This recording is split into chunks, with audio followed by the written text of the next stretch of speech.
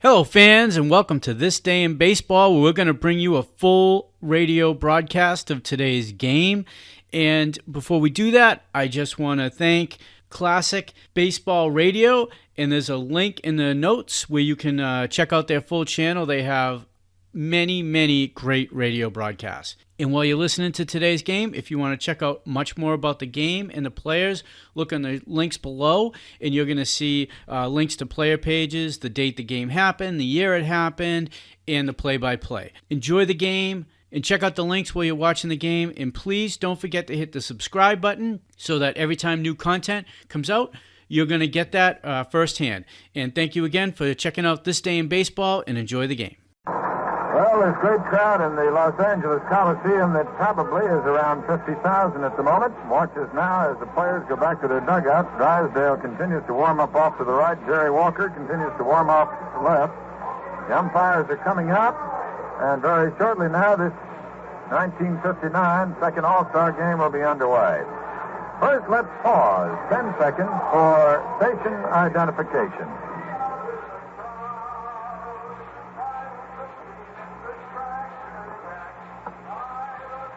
WGY, WGFM, Schenectady.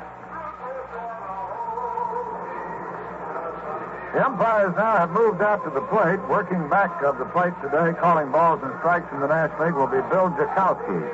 Charlie Berry of the American League will be at first base. Tony Benzon of the National League will be out at second. Bill Summers of the American League will be at third. Down the right field foul line of the National League will be Ken Burkhart. And representing the American League down the left field foul line will be Hank Storr. So as manager Fred Haney meets out there with the umpires and awaiting the arrival of manager Casey Stengel of the New York Yankees, and as the whole general atmosphere of baseball now centers on home plate as Casey Stengel moves out to discuss, along with the umpires, just a brief review of the ground rules which they discussed rather carefully before the game. It is my pleasure now to turn you over to the gentleman who will take you along the first half of this ball game. The fine broadcaster, the voice of the San Francisco Giants, Russ Hodges. Thank you, Bob Neal. You did a wonderful job of setting the stage and explaining the rather complicated ground rule setup. We'll get busy right now with the starting lineups. Undoubtedly, both managers will let this great crowd at Los Angeles see most of the stars as the afternoon goes on, but this is the way they will start the game. For the American League team in the visiting gray, the National League team, the home team here, playing at first base from the Boston Red Sox, Pete Runnels. At second base, little Nellie Fox of the Chicago White Sox, hitting in the number 2 spot. And starting in left field, and he drew as big an ovation as we've ever heard here, Ted Williams. Behind the plate, Yogi Berra hitting in the number 4 spot from the New York Yankees. In center field, Mickey Mantle hitting 5. In right field, a youngster and a great ball player, Roger Maris from Kansas City. Over at the third base spot, Frank Malzone from the Boston Red Sox. At shortstop, and for a while today, a lot of folks thought that this kid might be the bat boy. So small is Louis Aparicio of the Chicago White Sox. And what a glove man he is and a good hitter. And the rookie right-hander, Jerry Walker, who has won 8 and lost 5 on the season with a fine earned run average of 2.63 from the Baltimore Orioles, will be the starting pitcher. For the National League All-Stars, at second base from Cincinnati, Johnny Temple. At third base from the St. Louis Cardinals, Ken Boyer. In right field, baseball's leading average hitter, Hank Aaron from Milwaukee. In center field, the Giants' great center fielder from San Francisco, Willie Mays. At shortstop, Ernie Banks from the Chicago Cubs. Starting at first base, and he got a wonderful ovation too, Stan Musial from the Cardinals. In left field, Wally Moon from the Los Angeles Dodgers. The catcher, Del Crandall from the Milwaukee Braves. And Don Drysdale, whose overall record on the season is 14 wins and 6 defeats, goes to the hill. And the National League All-Stars take the field wearing their own home uniforms, basically white, but at third base, Boyer will wear the cardinal red sweatshirt. At shortstop, Banks with the blue sweatshirt and cap. Mays in center with the white uniform, the orange and black insignia of the Giants, and so on around, as each player can be identified easily by his own peculiar mannerisms of the colors that the two teams wear. So we're about ready for the first pitch of the second All-Star Game of 1959, and it's a big thrill, and the fans of Los Angeles have responded in wonderful style. As Bob Neal told you, a crowd of approximately 50,000. And, of course, here in Los Angeles, we have quite a bit of sunshine and heat blistering down, although there is a breeze blowing, quite a good one, in fact, and it's blowing out straight towards center field to those cavernous outfield reaches where you've really got to tag the ball. You recall the great pitching of Drysdale in the first All-Star Game when he pitched hitless ball, and Don is out there to try to do that again this afternoon as he will face the leadoff batter of the Boston Red Sox, leading off for the American League All-Stars, Pete Runnels, a left-hander. Pete can slap that ball to any field, and he is batting .315. A tough man to keep off the bases. Here's the first pitch. Drysdale fires it, strike call over the outside corner. Bill Jakowski going with the right hand. 1 strike is the count. Drysdale into the windup again. Lets up and is low with ball 1. 1 ball and 1 strike. Comparatively shallow outfield alignment. That very close left field screen has Wally Moon playing well toward left center. Don Drysdale winds and throws again. There's a swing and a miss, strike 2. Runnels, as Bob Neal reminds me, is a fellow that hits the left field a lot, takes a lot of the pitch, and can whip it over there in the left field, plays second and first. In fact, at one time played some shortstop for the Washington club. The count is 1 ball and 2 strikes. Drysdale fires. There's a swing and a miss, strike 3. Pete Runnels goes down on strike. Drysdale hit the inside corner with a fastball that really had whiskers on it. The batter coming up now is Nellie Fox. He's up there now, one of the most colorful that you'll ever see. Nellie, a veteran of these All-Star games. One of those fellas that never seems to take the big cut at the baseball, but every once in a while he muscles up and he'll pound one out of the lot on you. Choking up just a bit. A left-hander against Drysdale. Don lets up and is inside with ball 1. 1 ball and no strikes with 1 down. The base is empty. The thumper, Ted Williams, is off to our left, swinging a couple of clubs around. A real sentimental choice for this game. Drysdale fires again. Here's a swing and a foul strike. Back to the screen. Count is 1-1. Bill Jakowski calling balls and strikes. We have the 6 umpires today, with umpires manning the left and right field foul lines. Drysdale throwing 1-1 to Fox. Misses outside, ball 2. Count is 2-1. Drysdale very seldom comes overhand. It's mostly a 3/4 delivery and an occasional one that comes in by way of third base. A virtual crossfire. The young right-hander is ready. The count is 2-1. He throws. Here's a swing and a foul strike to the left, going back into the seat. Count 2 balls and 2 strikes. There's plenty of room to chase foul flies down the left field line, particularly for the third baseman. Down the right field line, the stands jut out very quickly. Count even up on number 2, Nellie Fox at 2-2. Here's Drysdale pitching. Here's a pop foul out of play again, and the count holding at 2 balls and 2 strikes. This is really a shirt-sleeve crowd today. Plenty of colors, not a cloud in the sky. A beautiful picture for America's national pastime. Drysdale shakes off a sign from Crandall, and Nellie Fox decides to back out now. With 1 down and the bases empty, top of the first inning and no score. The Dodger right-hander fires. Here's a swing and a slap foul to the left side out of play. That one didn't miss the screen very far. The count holds at 2 balls and 2 strikes. One player missing today from the National League team, Orlando Cepeda, who bruised his wrist Friday, re-injured it Saturday, sat out Sunday, and it was decided that he should stay at home and take additional treatment. The 2-2 pitch. Outside, ball 3. Drysdale attempted a curve that failed to get the corner, and the count goes to 3 balls and 2 strikes. John is having a fabulous year for the Los Angeles Dodgers, one of the prime reasons why they're a real contender.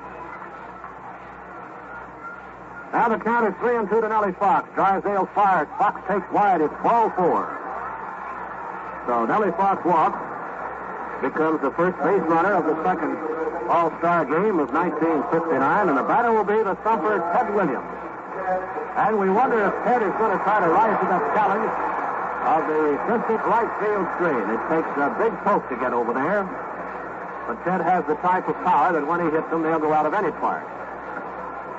May switches into right center. Aaron down the line. Drysdale throws. Williams takes a strike call. Fastball over the outside corner. Wally Moon is playing at least 150 feet away from the left field line, giving Williams all of that left field screen if he wants to swing there. Big Ted waiting. Batting .238. Here's a swing and a ground ball down the first base line, taken by Musial. He spins, throws it to Johnny Temple. Williams is out. Moving to second base. On the play is Nellie Fox. That play going from Stan Musial to Johnny Temple. From the New York Yankees. Here is Yogi Berra, the Yankees' great star for lo these many years. Yogi steps in with a season's batting average of .292. A real veteran of all-star play, a left-handed batter. Nellie Fox at second base. Drysdale studying him now. 2 down, a runner on. Here's the pitch for Drysdale, and here's a swing and a high pop foul. Out of play. Strike 1.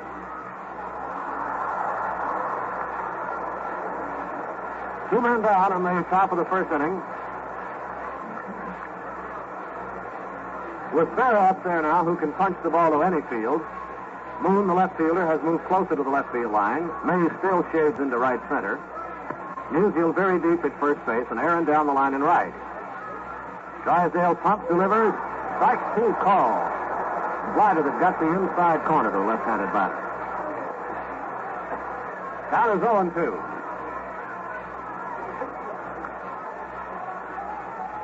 Now Drysdale decides to take a trip to the Rosenbag. In the on-deck circle is the Yanks' great all-around player, Mickey Mantle. Don Drysdale ready. Yogi Berra waiting. Here's the pitch to Yogi, wide. Ball 1. 1 ball and 2 strikes to count.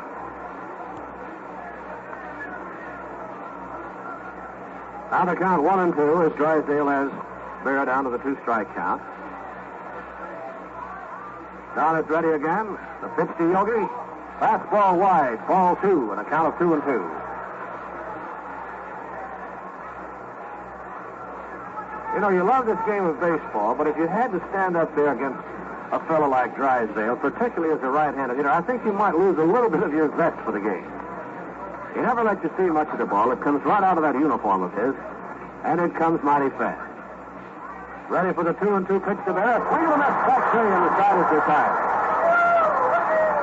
For the American League All-Stars in the top of the first inning. No runs, no hits, no errors, 1 left on. And so at the middle of the first inning, the score is 0-0. Now against young Jerry Walker, Johnny Temple standing in, batting .328, the great second factor for the Cincinnati Redlegs. Jerry Walker with his record of 8-5 delivers. Temple takes high and inside. Ball 1. Johnny is a pest. He can get on there in any way at all. He doesn't mind getting nicked by a pitch if it means a ball game. Great knowledge of the strike zone and enough power to hit him out of the park. Ball 2, high and inside as Jerry Walker's curve seemed to take off a bit. So Temple now looks down to Billy Herman coaching at first base to see what the instructions are on the 2-0 pitch. The American League All-Stars failed to score in the top of the first inning. Johnny Temple is leading off with the National League All-Stars. Jerry Walker throws 2-0. Temple takes strike 1, a fastball on the inside corner. Johnny has not swung the bat so far. Count 2 balls and 1 strike. Temple's the kind of a kid that just fought his way on to this ball club. Rated too small, for a long time, but they found out that he has what it takes. He attempts a bunt and fouls it off. Strike two. Even up 2-2. This Jerry Walker from Ada, Oklahoma. And he is just a broth of a boy, only 20 years old. Weighs 190 pounds and stands 6 feet. Count even up at 2-2 now. Walker throws. Temple swings. A line drive. Base hit to left field. Bounding past Williams to the screen. Temple is trying for two, and he is in there with a stand-up double. Jerry Walker, the youngest pitcher ever to pitch in the All-Star game, as Johnny Temple lashed one over shortstop, and as Ted Williams came in, not attempting the catch, but to make the pickup, the ball took an awkward hop over his left shoulder. He did not touch the ball. It is scored as a two-base hit. And now against Jerry Walker, the batter Ken Boyer, hitting .301 during the regular season with the St. Louis Cardinals. And he supplies a lot of their power and a lot of their runs batted in. He's a definite threat in any park. 18 homers on the season, 65 runs batted in. No score. The National League threatening. Jerry Walker throws. Boyer takes ball one inside. Count 1-0. Johnny Temple on at second. The outfield of Williams, Mantle, and Maris in just about a straightaway defense against the right-handed hitting Ken Boyer. Ready for the 1-0 pitch. Walker throws. There is ball two, too low. Boyer has a good fastball, or rather, Walker has a good fastball that he tried to get over the inside corner, but it was a trifle low, and the count 2 balls and no strikes.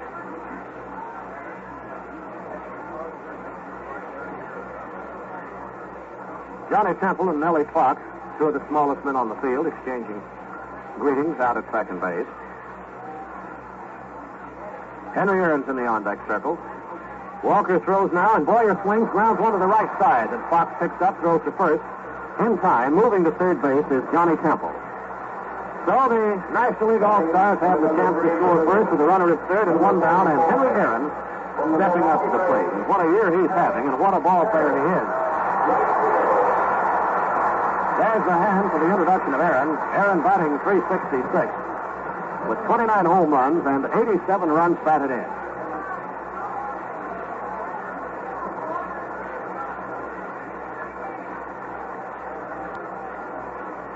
This early in the game, the American League playing the infield back. Not too worried about the possibility of scoring the first run. The pitch now to Aaron. Low, ball one. Willie Mays will follow. Aaron, number 44 in his Milwaukee uniform. The National League team in the white uniforms, the American League in the traveling gray. Temple down the line. The pitch to Hank Aaron. A swing and a high flat on the right field line. Temple tagging up. Coming over quickly is Roger Maris. Makes the catch coming across the line. Here's a throw into the plate. Johnny Temple passes Yogi Berra, and he scores. And Yogi was up the line trying to block the plate. And Temple just pelted him and came on in to score with the ball getting away. So the National League leads on the sacrifice fly by Hank Aaron 1-0. Now, a fellow that had a lot of success in this Coliseum and in his seasons with the Giants, Willie Mays. On the season, not quite up to his usual average, but always a threat. The center field of Willie Mays batting .293. Jerry Walker winds, throws to Mays. Mays takes high and inside. Ball one. 2 down, bases empty. National League 1, American League nothing in the bottom of the first inning. Ready for the 1-0 delivery by Jerry Walker. Mays swings, grounds it deep to third base. There's the neat pickup of Malzone. The throw across to Runnels. Mays is retired. And so are the National League All-Stars. In the bottom of the first inning, 1 run. 1 hit, no errors, nobody left on. At the end of the inning, the score is National League 1, American League nothing. In the top of inning number 2, in the second All-Star game of the season, from the Coliseum in Los Angeles, leading off will be Mickey Mantle. Mantle will be followed by Roger Maris and then by Frank Malzone. And it's always a thrill to see this kid step up to the plate in baseball uniform. Mantle is batting .290 on the year, 55 runs batted in and 20 home runs. Hitting left-handed against Don Drysdale, who winds and throws, and Mantle takes ball one, low and inside. One of the real long-range drivers in the history of baseball. Drysdale pitches again to Mantle. That is low for ball two. 2 balls, no strikes. With the baseball season now past the 100-game mark, the interest in the national pastime during the months of August and September always is terrific. The 2-0 pitch. A let-up strike called on the inside. Drysdale giving the big motion. Got the inside corner. It's 2-1.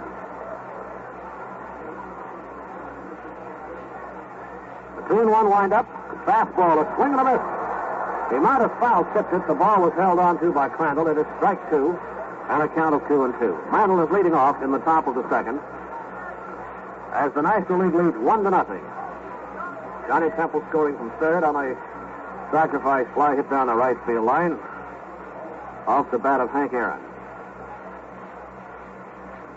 2 balls, 2 strikes to count. The windup of Don Drysdale, the pitch. A bunt past the mound. In quickly Banks cannot make the play, and Mantle pulls off his specialty, a 2-strike bunt. And he dragged it past Don Drysdale. Banks tried to charge the ball near second base, could not come up with it, and it is a base hit for Mickey Mantle. And the first hit off Drysdale this season in the All-Star-Game competition, as he had gone 3 innings against the American Leaguers in the first game played in Pittsburgh.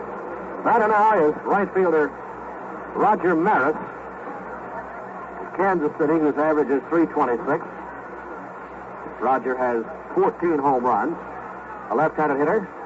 Drysdale goes to first, and Mantle was almost caught going the wrong way as Musial tagged him high on the shoulder as Mantle was sliding back in.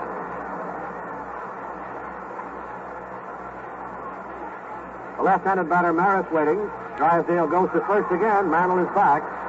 You have to keep Mickey close. And with this big crowd here, the incentive to steal is undoubtedly there. He has stolen 17 times for the Yankees on the season. Musial keeping him close. Drysdale looks over there. Now pitches. He doesn't go. Swing and a miss for Maris. Strike 1. There's so many facets of the game of baseball that are thrilling, and fellas like these All-Stars can do them about all. They can hit the ball out of the lot. They can steal. They can perform this sensational fielding feat. There goes Mantle. The ball swung on and missed. The throw to second base, and they've got him. He's out at second.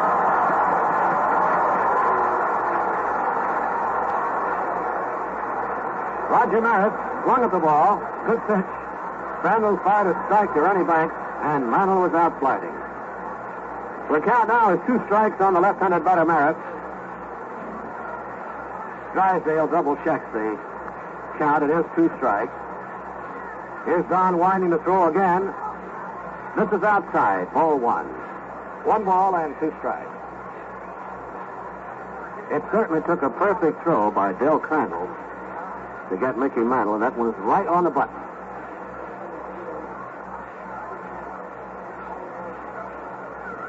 Now waiting for the 1-2 pitch. Drysdale sends it in outside for ball 2-2.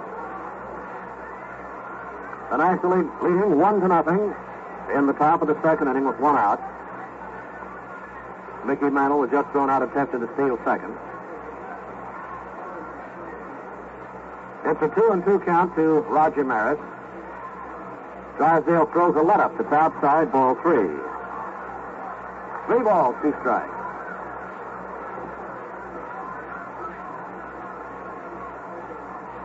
Can't get over the size of this crowd in this big horseshoe, the Coliseum in Los Angeles. A wonderful turnout. 3-2 pitch. Maris swings and misses. Strike 3. And Drysdale gets him down to that 3-2 count. That's when he reaches back and gets something extra. And he's really had that fastball buzzing today. The third baseman now, Frank Malzone from the Boston Red Sox, batting .277, has 64 runs batted in. Tough man at that plate. Drysdale throws to him. There's a long drive to left field, and that one could make it. And it's up over the screen for a home run for Malzone. Frank Malzone ties it up.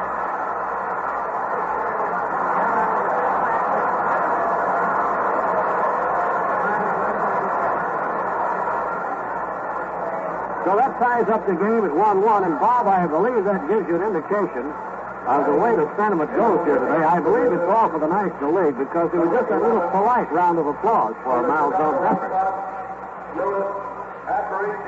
Here is Roy Aparicio, the shortstop from Chicago, playing for the American League All-Stars, batting .273. High and inside, ball one. The drive by Malzone for the home run, not particularly well hit, but well up over the screen. It's his first All-Star home run. The next pitch to Aparicio is inside for ball two on a count of 2-0. Don Drysdale checking the scoreboard. The count 2-0. The score tied at 1-1. Drysdale throws. Aparicio takes inside, and it is ball three. 3 balls, no strikes.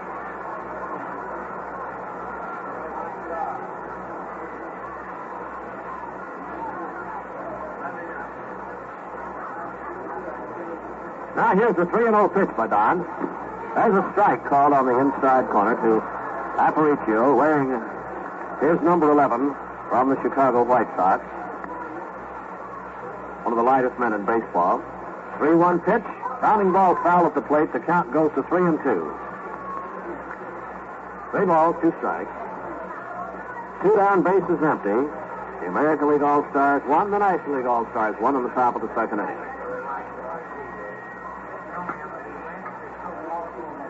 Drysdale ready. Buzzes it in. Ball 4, low and outside. Drysdale not overly fond of that call. As he walks his second man, he's given up 2 hits and 1 run. In the number 9 position.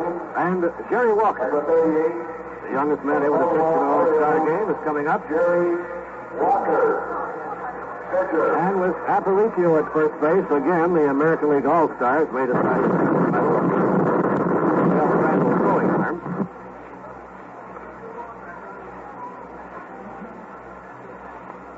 Here's Drysdale looking at Aparicio over at first. Lobs over there. He's got a much better toss than that. He was just putting that one in the showcase, so to speak. Now the pitch to Walker. High for ball 1. 1 ball and no strikes with 2 down, a runner at first base. Copper bidding number 2 in the All-Star game in the Coliseum in Los Angeles, California. There goes Aparicio, and the ball is taken for a strike, and Crandall lost the ball. It bounced off his glove. He did not have a chance to make the throw. And since Aparicio was running, that will be considered a stolen base. During the season for Chicago, he had 33 up until today. So he gets on there. Now the National Leaguers decide to warm up a relief pitcher as Drysdale is having a bit of trouble out there. And it's Roy Face. 1-1 pitch. Walker swings and misses, strike 2. 2 men out. The score is tied at 1-1. Crandall with another sign now to Don Drysdale. Big down stretches. Now steps off. Aparicio moving back into the bag. The second baseman, Temple, the shortstop, Banks, not trying to keep him too close. The count 1 ball and 2 strikes. Drysdale fires. There's a swing and a miss on a curve, and it is strike 3, and the side is retired. For the American League All-Stars, 1 run on 1 hit. There were no errors. 1 man is left on. And as we move to the bottom of inning number 2, it's a tie game at 1-1. Ernie Banks leads off and swings on the first pitch and fouls it down the third base line. Strike 1. Banks is batting .310. In Chicago, where he plays for the Cubs, they call him Mr. Everything. He has 99 runs batted in with 29 homers, 5 triples, and 16 doubles. An average of .310 for this right-handed hitting shortstop. Facing right-hander Jerry Walker. Walker throws. Banks swings, foul tipped at strike 2. Walker, something of a surprise starter by Casey Stengel, who had intended to start his own great reliever, Ryan Deeren. But he had to use Deeren yesterday, and Walker certainly showed all-star class. Here's the pitch to Banks. There's a swing and a ground ball slowly hit to the left side. Charged a mile zone. Over to first base in time. Ernie Banks is out. That's one down in the second inning as the American League and National League All-Stars are tied at 1-1. Number 6 from the St. Louis Cardinals, Stan Musial. One of the greatest of all time, Stan Musial of the St. Louis Cardinals. Rumor has it that Stan the Man may retire. We don't know about that. We're tickled to death to see him in the All-Star game. Here's the pitch to Musial. It is high and outside for ball 1. Musial, appearing in his 17th All-Star game, has a batting average of .309 for those 17 games and 9 runs batted in. Left-hander with a count of 1 ball and no strikes. Jerry Walker throws again. The man swings and fouls it back. Strikes 1-1.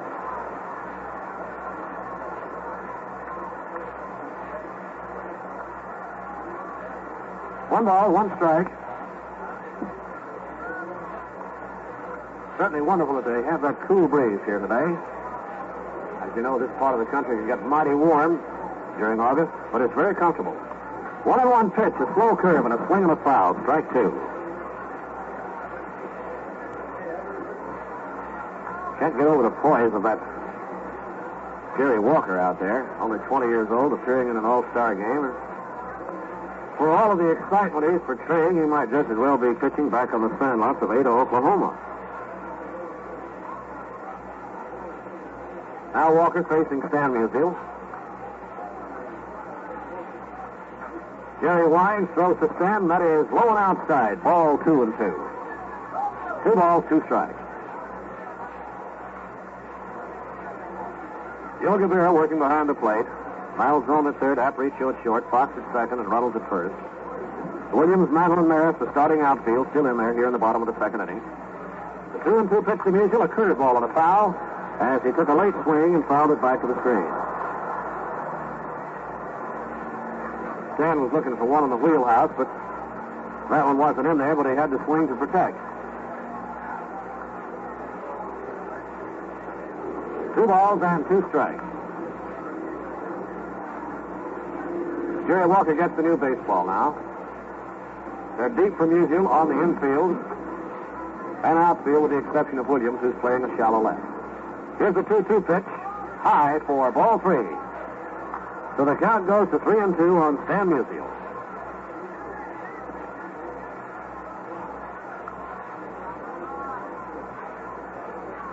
The target now from Yogi Berra.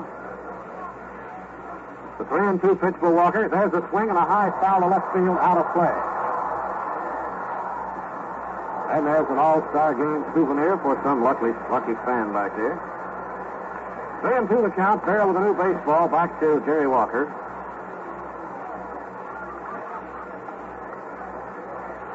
Musial, Zukowski, and Yogi Berra in a bit of a conversation at the plate.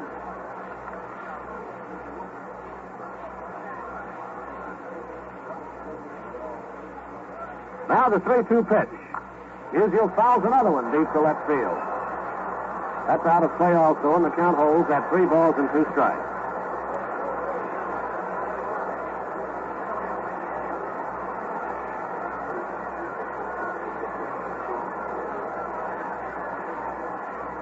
Walker gets another baseball.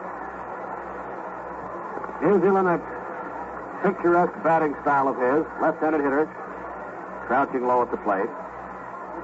Now the pitch. Inside, ball 4. Walker came in with a slider that missed the corner, and Musial goes to base on ball. And becomes the second base runner for the National League All-Stars, as the score is tied at 1-1 in the bottom of the second inning. Wally Moon, a member of the Los Angeles Dodgers, after having had quite an extensive service with the St. Louis Cardinals. The left-hander, whose season's average is .292. Musial is at first base with 1 down in the bottom of the second inning. Right-hander Jerry Walker hurling for the American League All-Stars. Fires to Wally Moon. High. Ball one. 1 ball, no strikes. Casey Stengel said that he might have to use a lot of pitchers today, as he doesn't want to put too much weight on any pitcher's shoulders. Several of his hurlers have worked recently. Now the pitch to Moon. He checks, takes a called strike over the outside. Fastball at the knee. 1-1.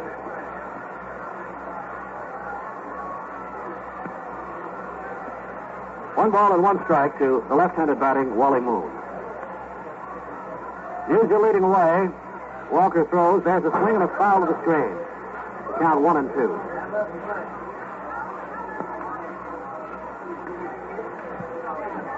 Jakowski sends the new baseball out to Jerry Walker.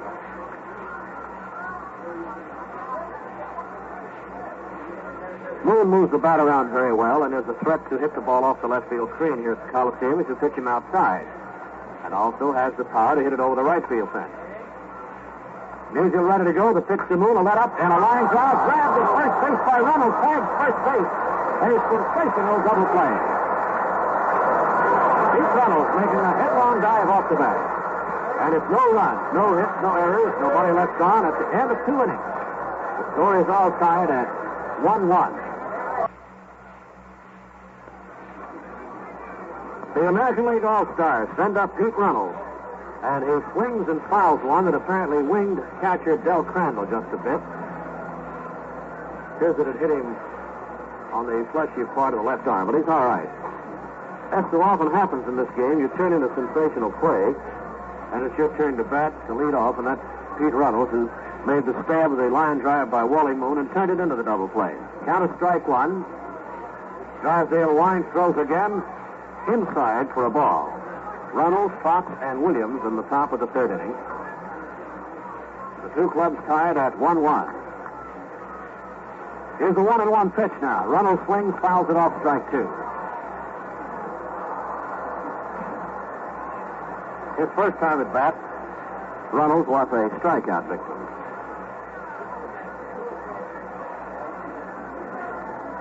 Gene Conley is throwing in the bullpen. Drysdale swings. The batter swings and fouls it off as Drysdale fired it in.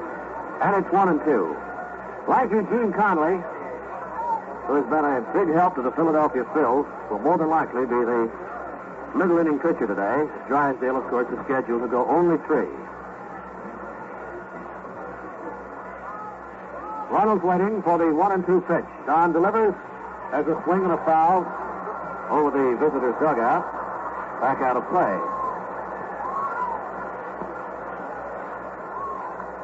The count is 1-2. The two clubs are tied. Malzone has the only home run of the ball game. Now the pitch. And another swing and another foul. Zooming back among the customers. Out here to see baseball at its best between the great players of the American and National League. Ready for the 1-2 pitch. A let-up is outside for ball 2-2. 2 balls, 2 strikes. Reynolds played straight away with Moon guarding the left field line quite a bit. 2-2 pitch. Strike 3 call. Curveball on the inside corner, and Reynolds walks back to the bench. Drysdale striking out his 5th man. And Nellie Fox, who became the first base runner today when he walked back in the 1st inning, is up now. This is the top of the 3rd with 1 down, and the base is empty, and the score tied at 1-1.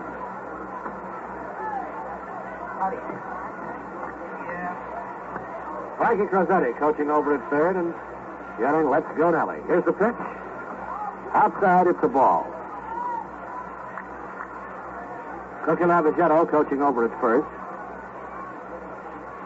Count 1 ball and no strikes. Drysdale walks off the hill to do a bit of landscaping out there. I like to keep that mound as smooth as possible. 1-0 pitch to Fox. Line drive, base hit to right field. In quickly is Aaron, picks it up, gets it back into the infield, and Fox is on with hit number 3 for the American League.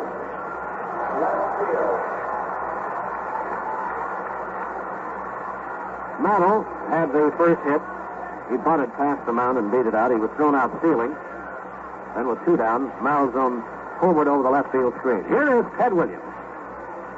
Drysdale pitches, and boy, there's a big swing and a miss, strike 1. Williams had ideas on that one, and you can see why that fellow's had such a fabulous batting career. There's a quick go to first base. Fox is back in. Williams batting .417 in All-Star competition. Who'll ever forget the game that he broke up back in 1941 with that dramatic home run in Detroit. Sends a high drive to center. Well back in the left center is Wally Moon. He's got room, and he makes the catch. And it is out number 2. That ball with Mays shifting over into the right center was hit almost straight away to center. And Moon, who had shaded well down toward center field, made the catch. 2 down, Fox had to go back to first. And here is Yogi Berra. A strikeout victim his first time. Score tied at 1-1, top of the 3rd inning. Nellie Fox, who wrapped a single to right field, is on at first. Drysdale throws to first quickly. Musial attempts no tag as the runner is back in.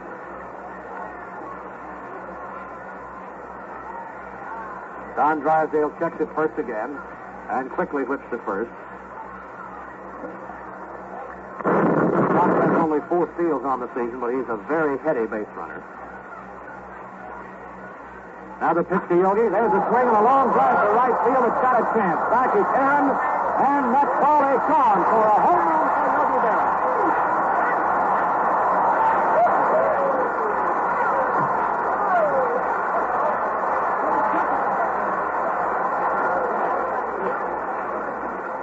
And it is amazing that is Yogi's first All-Star Game home run.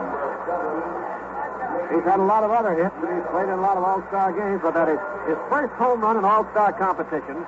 And the American League leads at 3-1 as Nellie Fox scored ahead of him.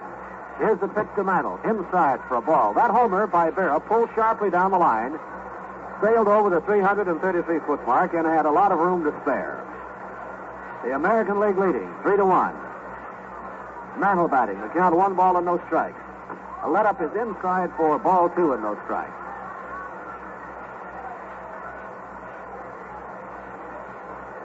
Berra apparently was waiting for that one. Now the 2-0 pitch to the Mick is low and outside. Ball 3. So the American League starting to show its power. Now the 3-0 pitch. Strike called over the outside. It's 3-1. Yogi Berra on the season has 14 homers for the Yanks. And he picked a tough park to hit his first All-Star Game homer. There's strike 2 call to Mantle over the outside. The count going to 3-2. Berra in his 11th All-Star Game gets his first All-Star homer. 3-2 pitch. Ball 4 outside. Mantle walks. Drysdale gives up his 3rd base on balls. He has allowed 4 hits, 3 runs. His club trailing now 3-1 in the top of the 3rd, and right fielder Roger Maris, the strikeout victim, on his first trip to the plate, is up now. First time that he's been selected for All-Star play and has not appeared. Drysdale lobs to first, and Mantle is back in. Mantle was out stealing his first time. Here's the pitch to Maris. There's a liner into right field. Aaron is coming quickly and makes the grab on the run to the diamond. In the top of the 3rd, it is 2 runs, 2 hits, no errors, 1 left on, and the score going to the bottom of inning number 3 is 3-1 American League.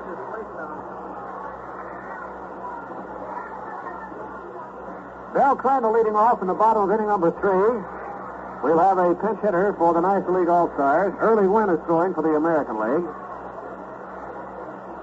Crandall with the season's average of .254. Takes the swing and misses, strike 1. Crandall appearing in his 4th All-Star game. He's batting .125 with 1 out of 8. Here's Walker throwing. Here's a line drive foul to left field, strike 2. Eddie Matthews is out on deck. He will act as the pinch hitter for Don Drysdale, who has wound up his 3 innings. 2 catchers chatting to each other up there. Yogi Berra and Del Crandall. Count 0-2. Score 3-1, the American League leading. Jerry Walker throws to Crandall. Ball one outside.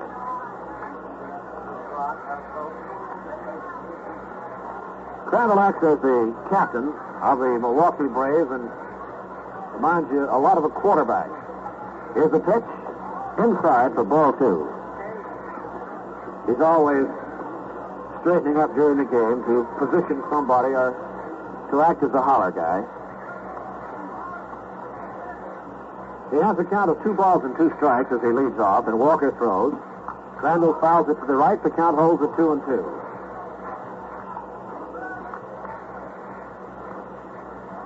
Jim Conley continues to throw for the National League. Early win for the American League All-Stars.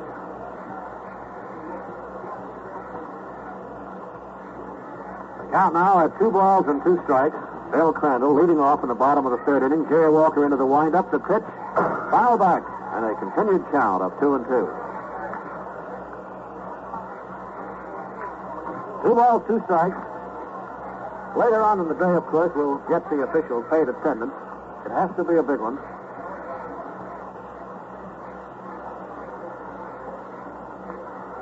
Jerry Walker pitching for the American League. Throws to Crandall. Dell beats another foul at the plate. And it holds at 2-2. No changes for either club as yet. We'll see the first change when it comes the pitcher's turn to bat. Eddie Matthews will bat for Don Drysdale.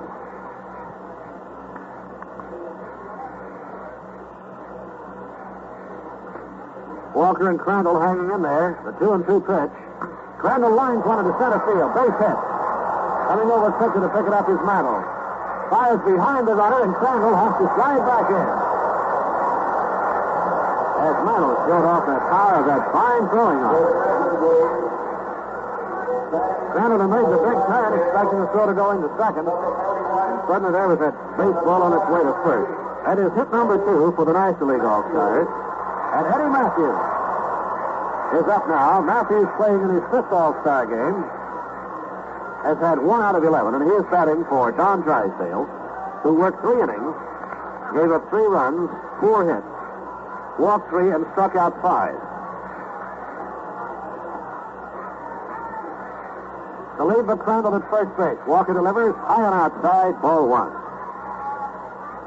Jerry has walked 1 man, Sam Musial. Bottom of the 3rd inning. The tempo of the game increasing. Now that one team has established the lead, and the National League, the sentimental favorites here in Los Angeles because of their team, the Los Angeles Dodgers. The lead for Crandall. Here's the pitch. Matthews fouls it to the screen. Strike 1-1. That report that you hear, there is a plexiglass backstop, ground level, and they come sailing back there once in a while. Shakes you up. Nobody down, a runner at first. That's Del Crandall, as Eddie Matthews is the batter.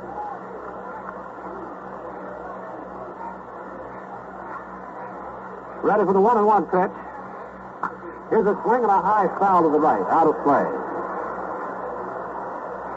Count is 1 ball and 2 strikes.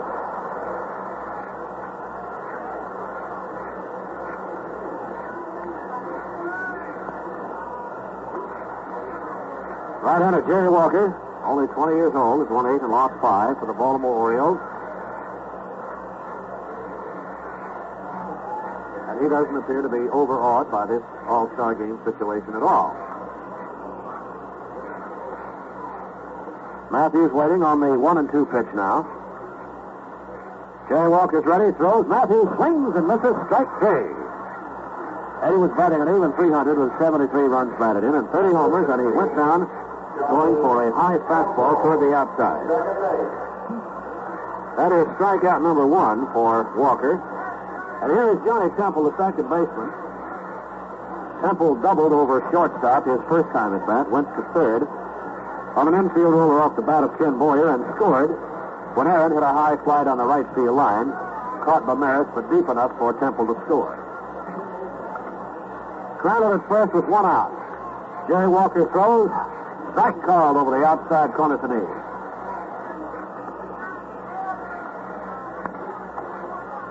Crandall bluffed to go there at first, but didn't. Now Temple checks with Billy Herman, who coaches for the Milwaukee Braves during the regular season. Walker throws to first base to Runnels. Back in is Crandall.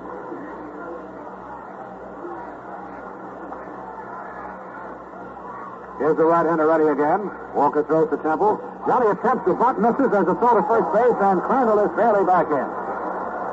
Temple is telling Bill Jakowski that he did not bunt at the ball, but it is called strike two just the same.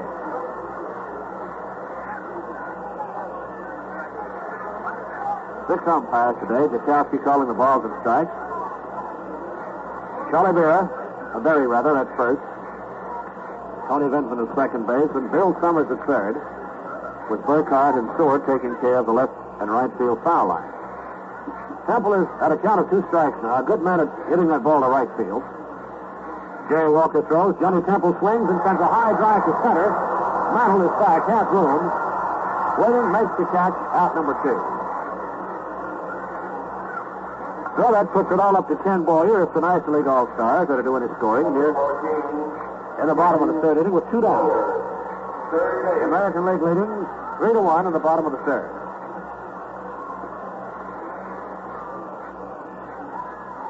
Boyer appeared in his third All-Star contest.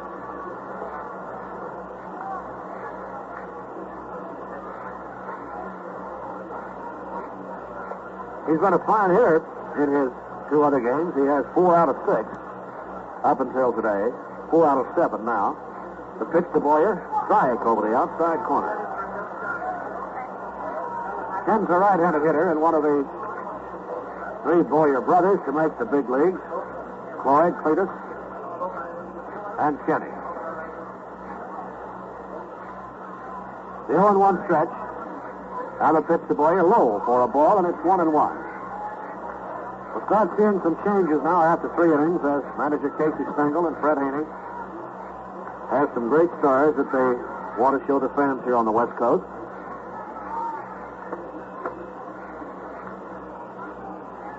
The count is 1-1. Straight away and deep defense in all departments against Ken Boyer. The lead by Crandall at first. Now the pitch. Low for ball 2. 2 balls and a strike. The American League went ahead off Don Drysdale in the top of the third inning when Yogi Berra homered over the right field screen. Now it's a 2-1 stretch. Here it is to Boyer. A take wide for ball 3. That was a slider that went a little too far. Count 3 balls and a strike.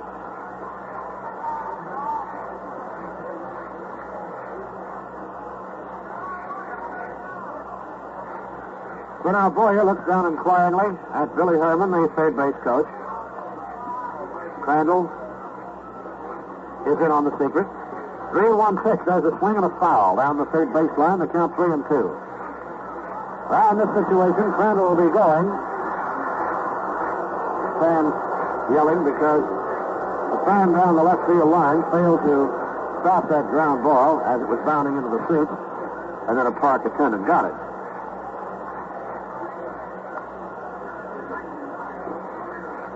It's 3-2 to Ken Boyer.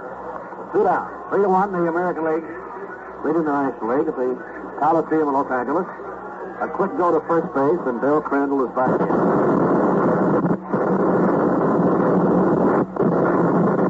Now ready for the 3-2 pitch. Here it is. Boyer off the foul. Again, enough to get Boyer off stride. Another new baseball out to Jerry Walker. The breeze and one of quite a bit of force is blowing straight out toward center field. Certainly not a gale, but it's enough to cool off the Coliseum and help fly balls that are hit near the fences out in that direction. Again, the 3-2 stretch. The pitch. Crandall goes. Here's a high pop-up to the left side of the infield. Waiting for it is Aparicio, and the shortstop has it, and the side is retired. No runs, 1 hit, no errors. 1 man is left on. At the end of 3, the American League 3, the National League 1. Do you want? Do you really want a decent shave? Do you really want a decent shave? Then shave that, with the blade and the razor like the back. We now pause 30 seconds for station identification. WGY 810 on your radio dial, WGFM Schenectady. Well, it's the hottest team in town. Jim Schultz and his team of expert mechanics and salesmen at Schenectady Plymouth. Sales are zooming. Trade-ins bring more. The service is unbeatable. Drive a Plymouth from Schenectady Plymouth, 1016 State Street. Get out. 32.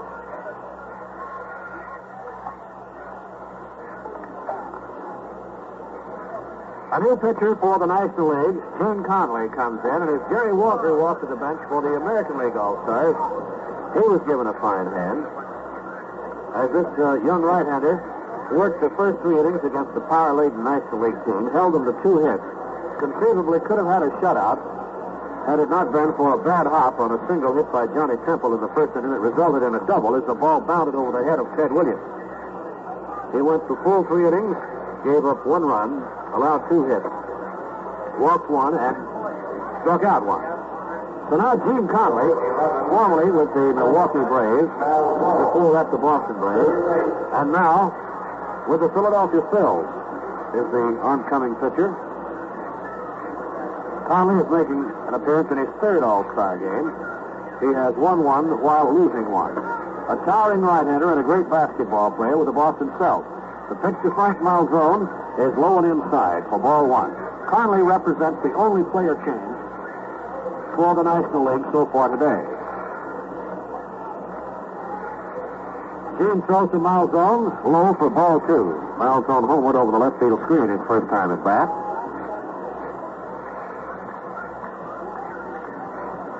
This is the 4th game for Malzone in All-Star competition. Here's the 2-0 pitch now. Strike, a fastball over the outside. It's Malzone, Aparicio, and a pinch hitter for Jerry Walker in the top of the 4th inning. The count is 2-1. Conley winds, throws. Malzone takes ball 3, high and outside. It's 3-1.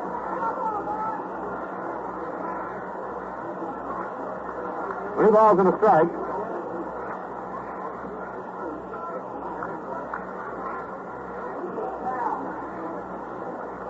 Here's Conley firing again, and Malzone swings and pops it high, foul, and out of play to the left, even though Kenny Boyer chases it all the way to the seats. The National League team intact with its starting lineup with Moon in left, Mays in center, Aaron in right, Boyer at 3rd, Banks at short, Temple at 2nd, Neasel at 1st, Crandall catching, and Gene Conley the only replacement. The 3-2 pitch to Frank Malzone. Here's a bounder back to Conley, who steers it with a high leap, goes to first, and draws a big hand as Conley showed his basketball ability and went far up in the air to come down with that. Now Louis Aparicio, the batter. His 3rd All-Star game. One of the real speedsters of the game. And on the season, batting .273 with the Chicago White Sox. And one of the big reasons why they're leading the league. Here's Conley pitching. Aparicio swings and fouls it to the right. Strike 1.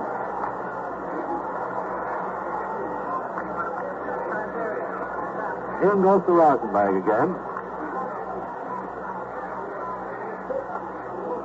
Malzone, number 11.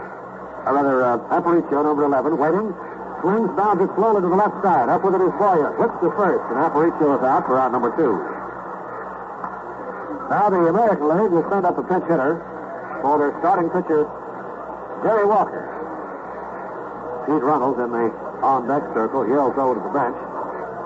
Let's have a hitter up here. And Gene Woodring, who's having a fabulous season with the Baltimore club, is coming up to pinch hit for Jerry Walker. Your attention, please. The left-hander batting Woodling has had some days here of late that race the headlines when he drives in all the runs. Batting .341 on the season with 61 runs batted in and 13 homers. And Gene has always been the type of hitter that when he gets in a streak with that beautiful groove swing of his, that it's almost impossible to get him out. A stocky left-handed batter. Against Conley, Gene throws, Woodling swings and pops it foul to the left and out of play. Strike one.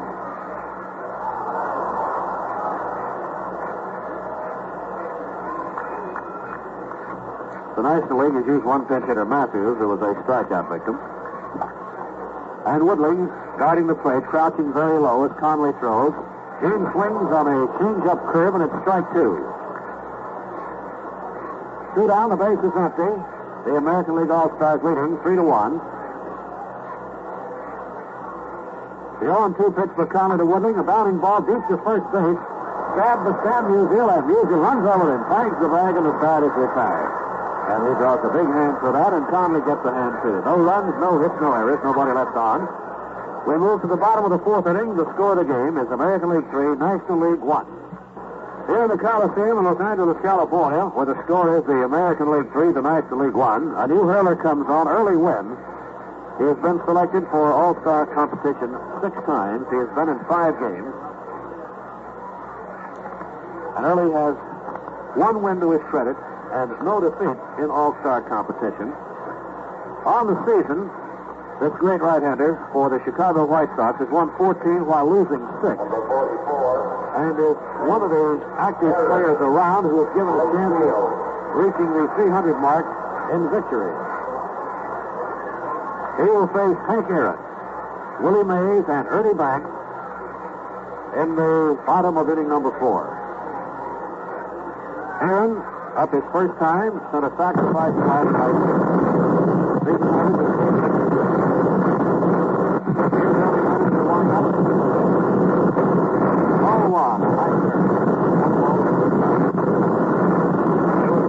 Here's that Wynn might have to miss a pitching turn or two. He's having a picture made the other day, and the bench collapsed, and about, as Early says, about 10 big fat guys fell on him. But his foot appears to be all right. The 1-0 delivery, swing and a miss by Aaron on a high-breaking curveball that broke in across the letters. The count is 1-1. The American League All-Stars leading 3-1. Henry Aaron batting. Over the 400 mark for a long time on the season. Now at a tidy 366. 1-1 pitch. Aaron goes for a high fastball and doesn't get it. Strike two. The count now is 1-2.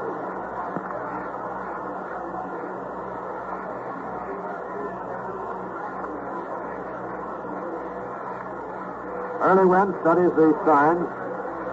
No other changes in the American League defense. Just in the pitcher's box. Here's the 1-2 pitch now to Aaron. A swing and a high pop-up. Hit right near the mound. Coming over third baseman Malzone. And Frank makes the one-handed catch as apparently the sun had him bothered a bit, but he was able to glove it one-handed. That will bring up Willie Mays. And Mays and Wynn have faced each other many a time in the World Series of 1954, and also many times in spring training, as Early was a pitcher for the Cleveland Indians for years when they trained against the Giants over in Arizona. Wynn studying Willie Mays with 1 down in the bottom of the 4th inning. Early has been keeping everything high. He pitches now to Willie. There's a curve strike call on the inside corner. Boy, he broke off a beauty. Mays batting .293 on the season for the San Francisco Giants. Early Wynn winds, throws again. Curve that misses outside. It's the ball, 1-1. Ball and strike with 1 down. The National League fans here getting a bit impatient, starting to rattle those hands together. They want some activity. Here's the 1-1 pitch to Mays. A swing and a high pop-up to short right field. Nellie Fox is drifting back. getting a beat on it now, and he makes the catch for out number 2. 2 men down, and Ernie Banks, the great shortstop of the Cubs, will be up. Number 14. Ernie grounded out to third his first time. Shortstop.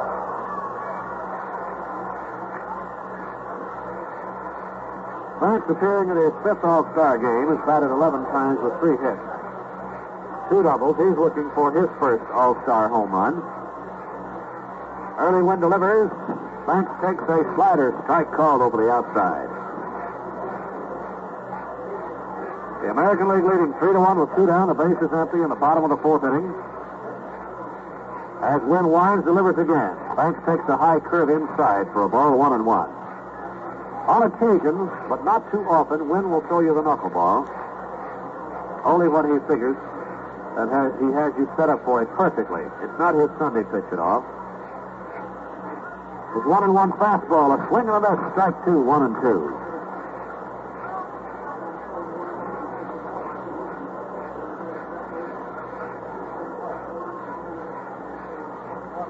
Straight away and deep defense for Ernie Banks. Now the 1-2 delivery. Banks swings and misses, strike 3, and the Nationals are out of order. No runs. No hits, no errors, nobody left on. And so at the end of the 4th inning, the score is the American League 3, the National League 1. Your attention, please. Now playing first base for the National League. There is a lineup change for the National League. Stan Musial has been relieved at first base, and Frank Robinson will go in to take over there. As we have the top of the order up for the American League, Pete Runnels, Nellie Fox, and Ted Williams. Gene Conley, in his first inning of pitching, retired the tail end of the batting order. Malzone, Aparicio, and Gene Woodling with no difficulty. Now he'll be facing the top of the order, Runnels, Fox, and Williams. In the top of the 5th, the American League leading 3-1. A home run by Malzone accounting for one of their runs. A 2-run homer by Yogi Berra over the distant right field screen for their 3. A double by Johnny Temple and a sacrifice fly by Hank Aaron, accounting for the only run for the National League All-Stars. Conley pitching to Pete Runnels from the Red Sox. There's a bouncer hit slowly to the right side and is fouled before Frank Robinson at first base can pick it up. Foul ball, strike 1. Runnels in a great battle for the American League batting title last season was nosed out of the last few days of the campaign by his own teammate, Ted Williams. Pete hits from a crouch, chokes up a bit in his left-handed batting stance. Shallow outfield defense against him. Conley gives him the fastball down low for ball 1. 1 ball and 1 strike.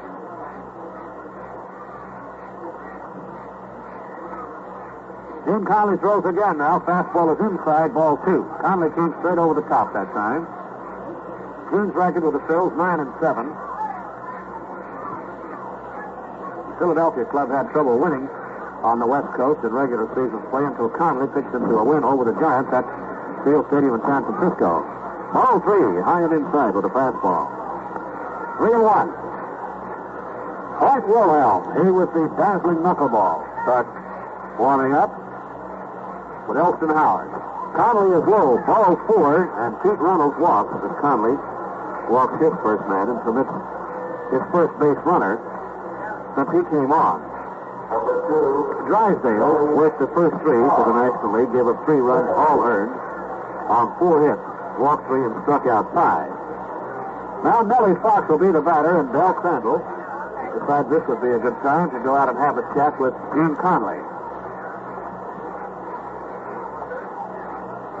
With Wilhelm warming up, we saw early Wynn head for the showers, and that must have been Casey Stengel's general idea to just that early pitch 1 inning.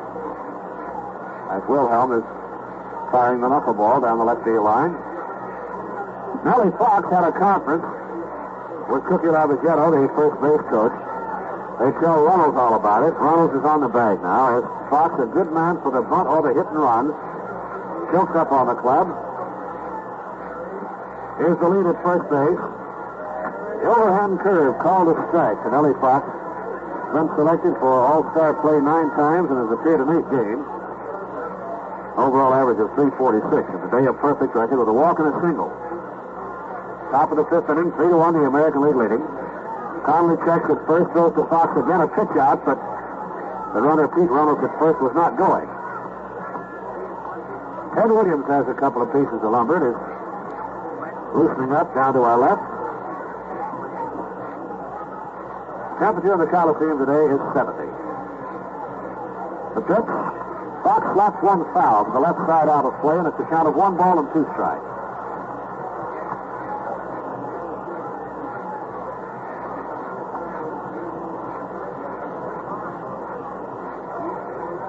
One and 2 the count. Nobody down. A runner at first.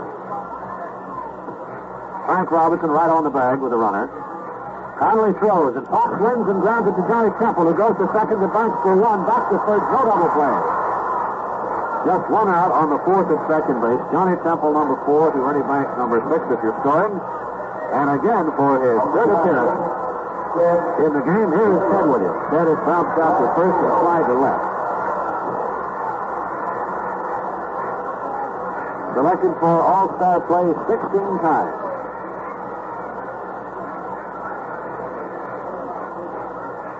Here's the lead at first. The pitch to Williams, low for ball 1. Ted has had only 1 real good cut at the ball today. That was his last time up when he thought he liked one, and he took a tremendous swing. He missed, but you could certainly see that wonderful rhythm and power that he possesses. Here's Conley's pitch, a change-up. This is the outside for ball 2. A quick throw to first base, and sliding back in there head first is Nellie Fox. He tore up quite a bit of Los Angeles real estate getting back in there. Count 2 balls, no strikes. Ted Williams, the left-handed hitter, waiting. Conley throws to Ted, strike at the knees. A fastball in the inside corner. The count now is 2-1.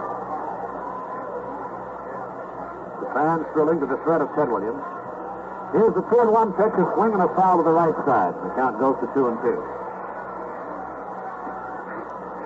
Ted, injury prone throughout his entire career, has had more than his share of tough breaks. In fact, it was in an All-Star game a few years ago in Chicago that he collided with the left field scoreboard and broke his wrist. He's had numerous other injuries, mostly during spring training. Here's the 2-2 pitch to Williams, a swing and a miss, strike 3. Conley struck him out on a sinker ball.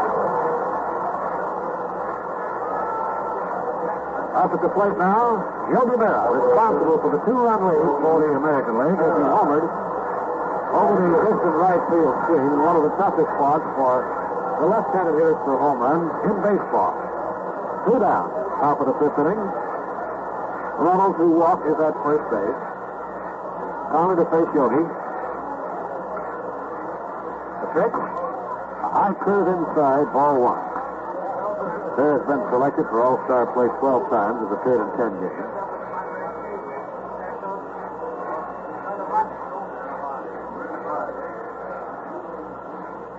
Jim Conley fires again to Yogi. There's the curve that gets in over the letters on the outside. A called strike, 1-1. 4 hits for the American League All-Stars, just 2 for the National League.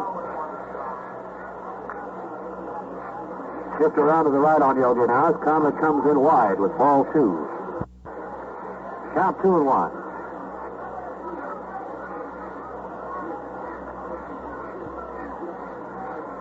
Wally Moon, the left fielder, well down in left center, giving Yogi all of the left field line. Here's the 2-1 pitch. Berra swings and fouls it in that direction, but it's out of play back among the spectators. Even up, 2 balls, 2 strikes.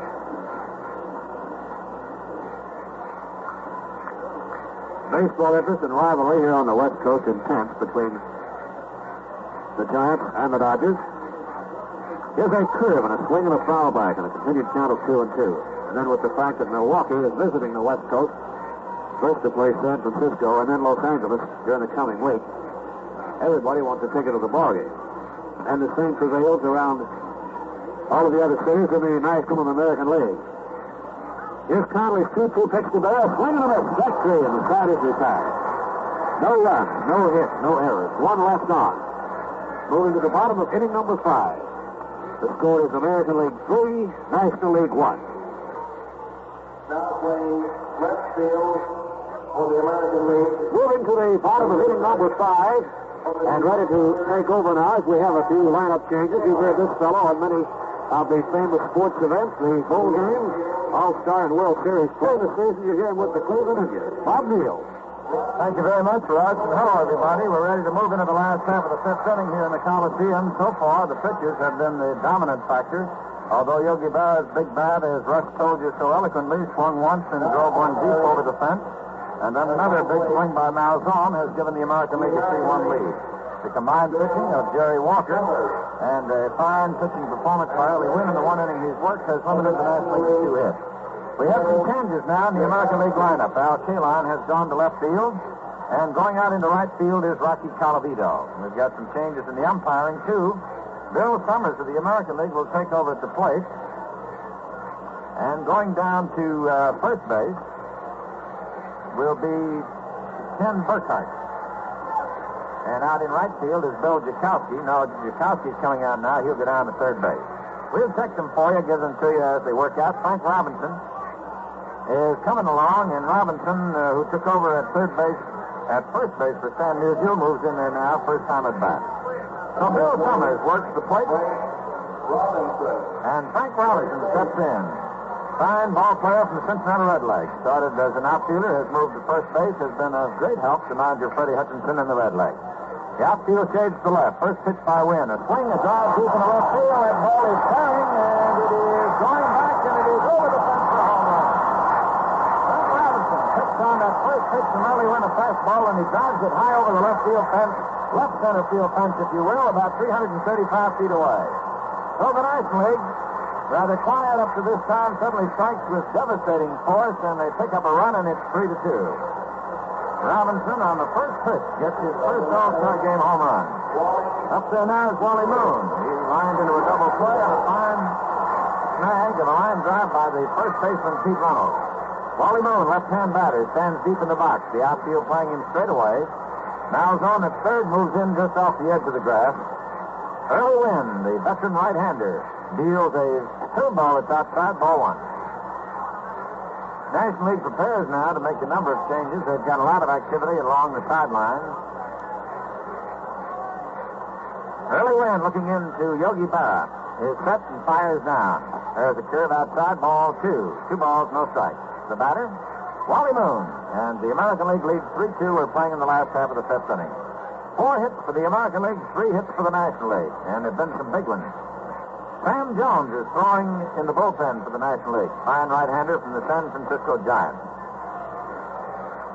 Wynn checks on the sign. Very deliberate windup. 2-ball delivery. There's a curve that catches the outside corner, and it's 2-1.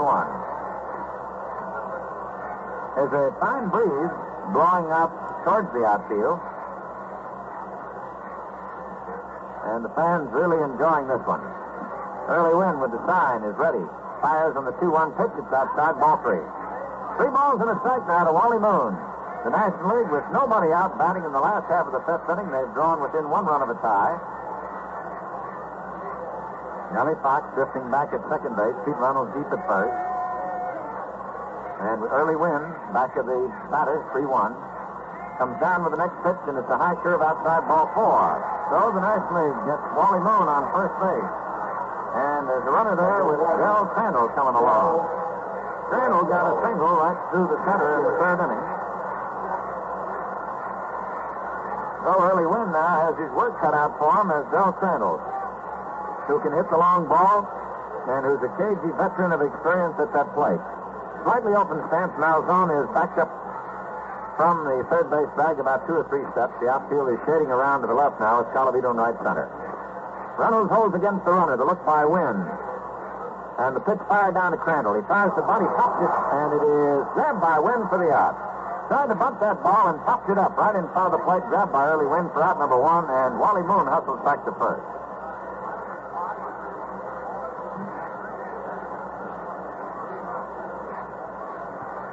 Number 15 coming up there now is Joe Cunningham. He's done an outstanding job for the St. Louis Cardinals this year. He's a left-hand batter. On the season, he's been hitting .343, playing in the outfield. So now Nellie Fox and Early Wynn get together and have a little visit on how they're going to pitch to this young man. He can swing that big bat. And the difference in the ball game at the moment is only one run. American League 3, the National League 2, and a base runner out at first with only one man out. Billy O'Dell, the left-hander, working in the American League bullpen. Here's the stretch by Wynn. The check on the runner at first and the pitch. Outside, ball one. Wynn may be bothered a little by the bandage that he has around his left ankle. And as Russ reported to you during a picture-taking session for the team, part of the platform collapse, and Early found about 5 members of the White Sox sitting on him. Throw to first. Snap throw back safely. 1 ball, no strike. Easy lob over to first. He's back safely.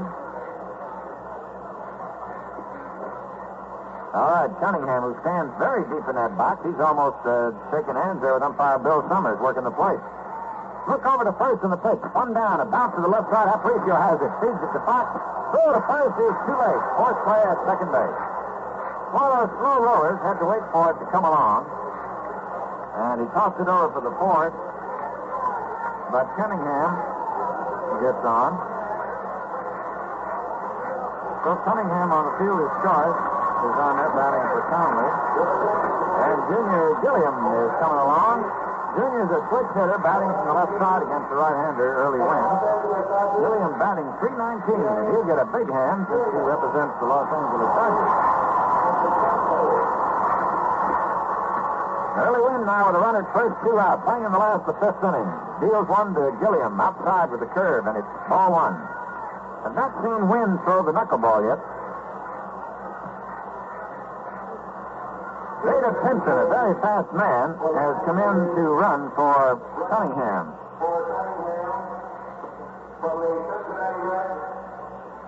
So Veda Pinson, a very fleet-footed youngster, comes in to run for Joe Cunningham with the batter Junior Gilliam swinging that wood in the last half of the 5th inning. Runner leads away. Wynn takes a stretch and takes a look at him. Pinson edging away. The pitch is just outside, and it's ball 2. 2 balls, no strikes. Well, that home run ball has been a big one today. Not too many of them, but what have been hit has gone for important runs. Malzone got 1 in the 2nd to start the American League off. A 2-run homer by Barr in the 3rd gave him 2, made it 3. The National League got a run on a double and a sacrifice fly in the 1st inning to take an early lead. And now the National League threatens here in the 5th inning as Robinson hits one for a home run. They have a runner on at first, 2 out. Ball 2 count to the batter, Junior Gilliam. Again, Wynn checks on the runner. There goes Pinson. The pitch is swung on and foul back. So, Pinson, who gets a tremendous jump on a pitcher and can really fly, had started down to second, comes back as the ball is fouled off. 2 out, 2 balls and a strike.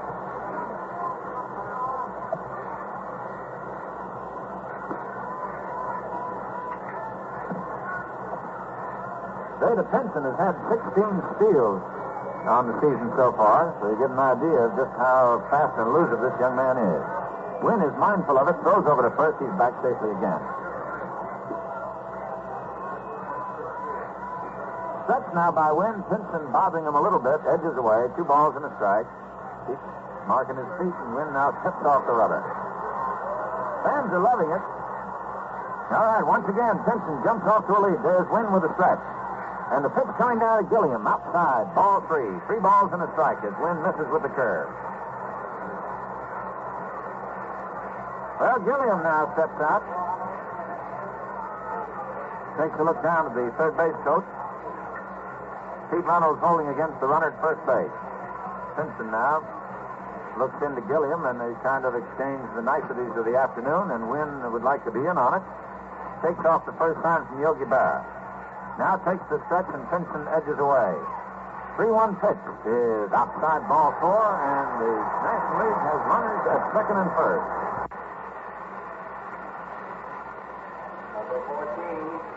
So Junior Gilliam Up there batting for Johnny Temple draws the walk. And Ken Boyer, who was a very flashy and big star for the National League in 1956 in Washington, not only with his great defensive play, but with his big bat, is up there now. He's hitless in 2 times at bat. He has not faced Early Wynn. His 2 previous efforts were against the young right-hander Jerry Walker. So a fast man at second, a speedster at first, and the stretch now by Wynn with the outfield slanted around to the left. The first pitch coming down, a fastball over the outside corner for a strike. Wynn, despite his many years in baseball, can still reach back and blister one through there. Plus, he's accumulated a vast knowledge of how exactly to work with these batters. Stretches once again. Looks back to the runner at second, Pinson. And deals one. It's high and outside, and it's 1-1. 1 ball, 1 strike. We're in the last half of the 5th inning, and the excitement starts to build. As manager Fred Haney digs into his reserves, and Casey Stengel goes for his. And all of these all-stars, each in his own right, fine Major League ball player. 1-1 delivery.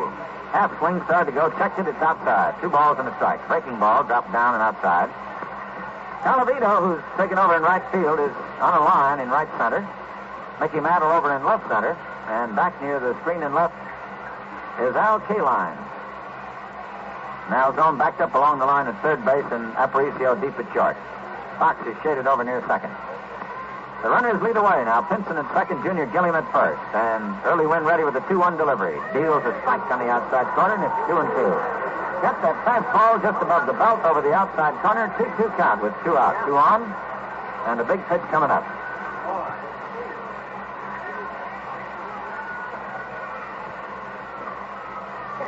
Pinson now moves down the line from second. Gilliam again leads away from first, and Wynn with a stretch. Is ready. Fires to the batter. High. Ball 3. 3 balls and 2 strikes. Tried to get him to go for that high fastball. But Boyer was having none of it. And it's now 3-2. A full count, and the pressure mounts.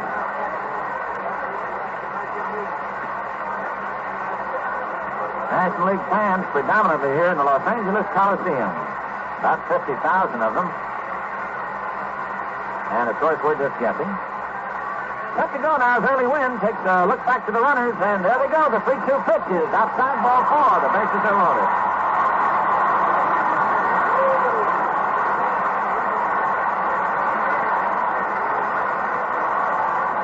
Well, Early Wynn now has the bases loaded, and one of the most amazing young men in baseball today, Hank Aaron, comes along. So let's check where all these gentlemen are at the moment. We got Beta Pinson over at third base. At second base is Junior Gilliam, and Boyer is on at first. Mike Wilhelm throwing in the bullpen for the American League. Hank Aaron, the batter. He has sacrificed with a fly ball that's brought in a run, and he has popped to the third baseman. First pitch to him is outside, and it's ball 1.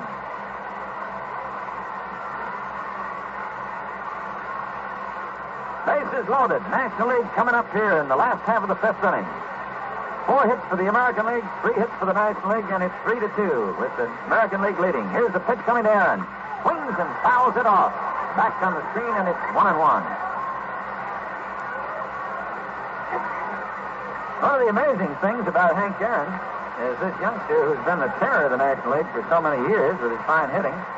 In All-Star competition has never had an extra base hit. So that, I'm sure, is something of great concern to Early Wynn. He's mindful of it, and he'll be working with extreme caution, but with the bases loaded, how careful can you be? Bases loaded. There's a swing and a ground ball down to first baseman, taken by Pete Reynolds, steps on first, and that's all. As Hank Aaron grounds out to Pete Reynolds. 1 run for the National League on a leadoff home run by Frank Robinson. There were no errors, and 3 men are left on at the end of 5 full innings. The score, the American League 3, the National League 2. We're going to have a new battery now as we move into the top half of the 6th inning for the National League. Sam Jones, who has done an outstanding job for the San Francisco Giants, who has won 14 games while losing 10 on the season so far. And his 14 victories equals his best winning year of his career. So now in the National League lineup, we will have Charlie Neal at second base. Number 7, Mickey Junior Gilliam will be at third. Jones, the pitcher. Hal Smith from the Cardinals will catch. And Mickey Mantle will face Jones. The pitch to him, a fastball outside. Ball one.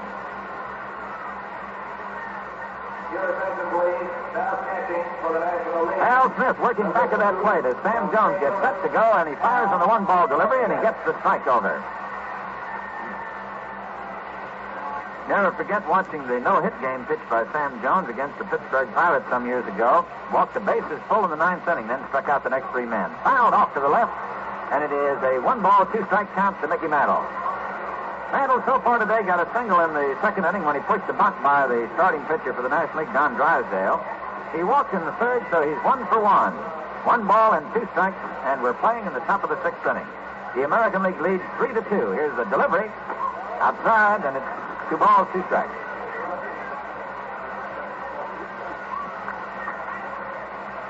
Junior Gilliam at third. Ernie Banks at shortstop. Charlie Neal at second. Frank Robinson at first. The 2-2 pitch. Outside, ball 3. Just missed with that one.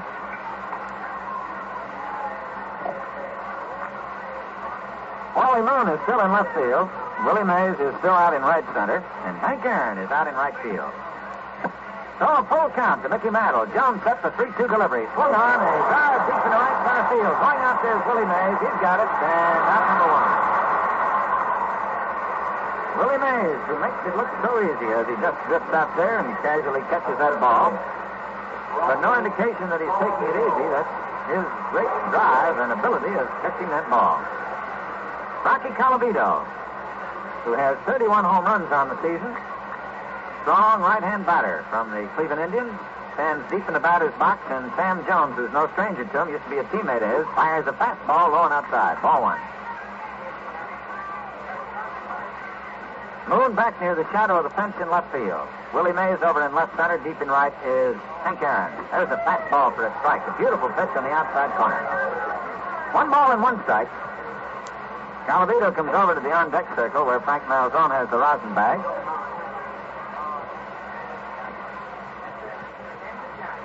Colavito took over from Roger Maris. Maris was hitless 2 times at bat, and Colavito's getting his first swing with the bat. Here's the 1-1 delivery. A curve, and he drives it deep to the left, and it's foul. Big souvenir out there for the folks. So it's 1 ball, 2 strikes. Colavito, who has developed a little trademark of flexing his back muscles, pushes his cap back down in there. Sort of draws a bead and points that bat out like a rifle at Sam Jones. Jones ready to throw that arm up there. Here she comes, the 1-2 pitch. The sidearm fastball outside. 2 balls, 2 strikes. Russ could check me on this. I don't think Jones ever comes down with the same pitch to the same batter in 3 times. He really moves the ball around all the time. 2-2 delivery. It's strike 3 call as he broke a fastball on an outside corner. That ball jumped over that corner, and Colavito took it. So Sam Jones records a strikeout. That's the 8th strikeout recorded by National League pitchers today. Don Drysdale had 5 in his 3 innings. Conley worked 2 and struck out 2. And Jones records 1. There's 2 out, and the batter now, Frank Malzone. His home run in the second inning got the American League back into a 1-1 tie. 3-2 American League. The pitch to Malzone. Checks his swing, and the ball drops outside and low, and it's ball 1. 1 ball, no strike.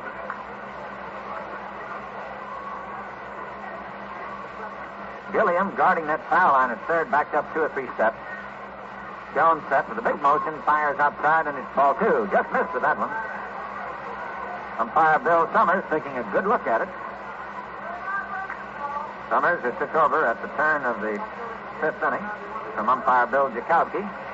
Both about the same size, and of course all of these men in blue who have not only dedicated their lives to baseball, but work at it every minute.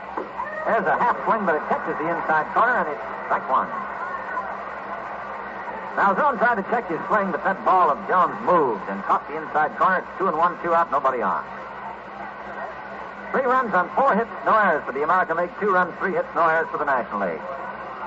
Been some fine pitching here this afternoon. Here's Jones with a 2-1 delivery.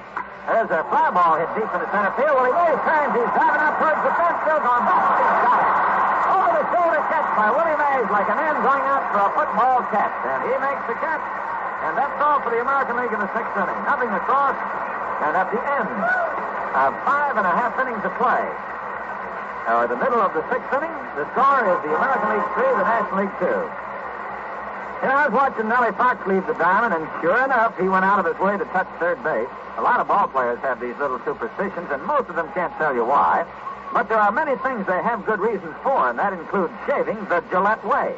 As Nellie's teammate Louis Aparicio puts it, I never owned a smoother shaving razor than that Gillette Adjustable. It's fast and comfortable. Yes, comfort is the story, for never before has there been a razor like the Gillette Adjustable. You simply turn the adjusting dial to get 9 different degrees of edge exposure and edge angle to fit your exact requirements. Now it's easy to find the setting for you. A turn to the left gives less exposure. Dial to the right for more blade edge.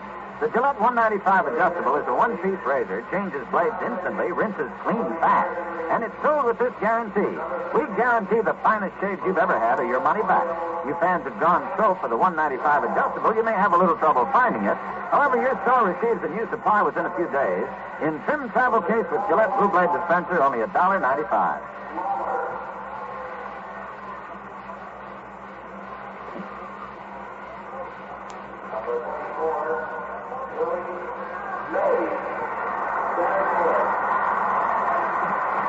Going to have a few changes in the American League now. New pitcher is Hoyt Wilhelm of the Baltimore Orioles.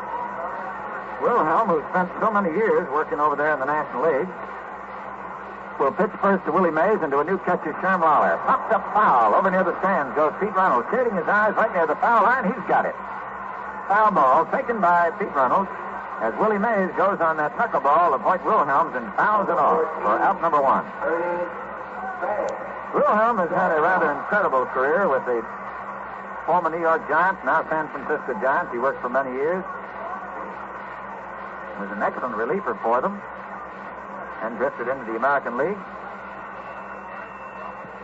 There's bank swing and fouling it off. Back of the screen comes Sherm Lawler. I don't know whether he'll have a chance. The wind might bring it back in. It's out of play. Wilhelm, I guess you could say, reached the height of his career last September 20th when he pitched a no-run, no-hit game versus New York. 1-0. So the American League now facing perhaps one of the most devastating home run hitters in the National League, Ernie Banks, the man with the quick wrist, or as Russ says, as they say over in Chicago, Mr. Everything. Outfield around to the left. Wilhelm gives him the fluttering knuckleball. It's over for a strike, and it's strike 2. No balls, 2 strikes. Next pitch, he fouls it back, and it's count holds, 2 strikes. Some folks say that all Wilhelm really needs to do to get warmed up is to manicure his nails. But that knuckleball really jumps around. And when Hoyt has good control of it, which he usually does, it's pretty tough to beat. He started off this year racking up 9 straight victories. Here's the 0-2 pitch. There's a swing, and he straightens this one out. A fly ball deep in the center. Mantle's back. He's got it. Ernie Banks changing that knuckler to a fastball, but he lines it to the center field in 2 out in the 6th inning. Frank Robinson. 2 down, and Frank Robinson, who put the National League within a run of a tie. The American League is leading 3-2. This is the last half of the 6th inning. Robinson hit a home run in the 5th inning. That one came off early wind.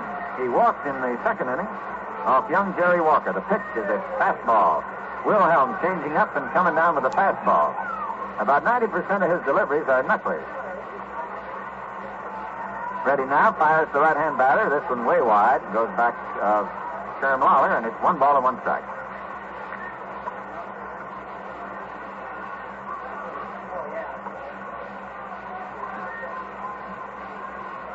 One and 1, 2 out, nobody on. American League leading by 1 run. 3-2 the score. Wilhelm set with a 1-1 pitch. There's a swing, a solid smash back through the box, back out over second. It's a base hit for Robinson. So Wilhelm gives up a base hit. And the hits are now even, 4 apiece.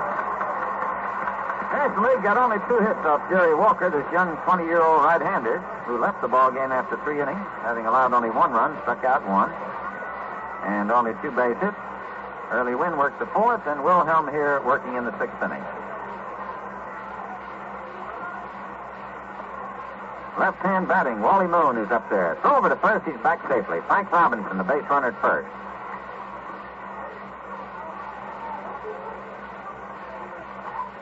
Ryan Duran is throwing. Slow. Ball 1. Ryan Duran up and throwing in the American League bullpen. The greatest danger for Wilhelm is with a man on. 1-ball delivery. There's a swing and a foul ball hitting the center field. Mantle drifting back, still backing. He has room, and he makes the catch for the out. So the 6th inning. No runs, 1 hit. There were no errors, and 1 man is left on for the National League. And at the end of the 6th inning, the score is American League 3, the National League 2. Top of the 7th inning. And for the American League, facing Sam Jones, will be the bottom portion of the lineup. Louis Aparicio is scheduled to come up there. I imagine the folks around Oklahoma way are really singing the praises tonight of this youngster, Jerry Walker, who impressed everybody here, both National League and American League, just generally baseball fans. Youngster only 20 years old, who's only been in organized baseball for a few years, coming in and doing such an incredible job. Billy O'Dell has joined Ryan Duran in the bullpen. O'Dell, the left-hander from Baltimore. Ryan Duran, the number 1 fastball reliever for the New York Yankees. And Sam Jones will try his luck here in the top of the 7th inning against Louis Aparicio. Little Louis has done just about everything you could ask for a ball player and more. He's been the really strong man. He and Nellie Fox for the Chicago White Sox so far this year. Made incredible stops and has an amazing arm and can run. Swings the bat pretty well. Looks at a fastball outside, ball 1. Sam Jones working now for the National League. Drysdale started calmly in the 4th, and Jones came on in the 6th. Next delivery. There's a strike. Jones, who has great motion, sort of pivots around on his right foot and kind of conceals his arm with a twist of his hip motion, and then kicks that leg and brings that ball around. 1 ball and 1 strike. The delivery, fastball, spun outside. 2 balls and 1 strike. On deck for the American League, coming up as a pinch hitter, is Tony Kubek. 2 balls and a strike. Fastball outside. Ball 3. So Hoyt Wilhelm is going to leave. Well, he did a fine job. 3-1 pitch is swung on. Pop foul. Coming over is Hal Smith. May have a chance for it. It is out of play. Into the stands, and the count is 3 balls, 2 strikes. Nobody out. Aparicio leading off. This is the top of the 7th inning. Fans have seen some magnificent pitching by both sides today, and they've seen some fine defensive play, and they have seen the power demonstrated with the home run. Aparicio stands in there. Stands flat-footed, about halfway deep. Now bends over at the waist. 3-2 delivery. Fouls this one back. Count holds 3-2.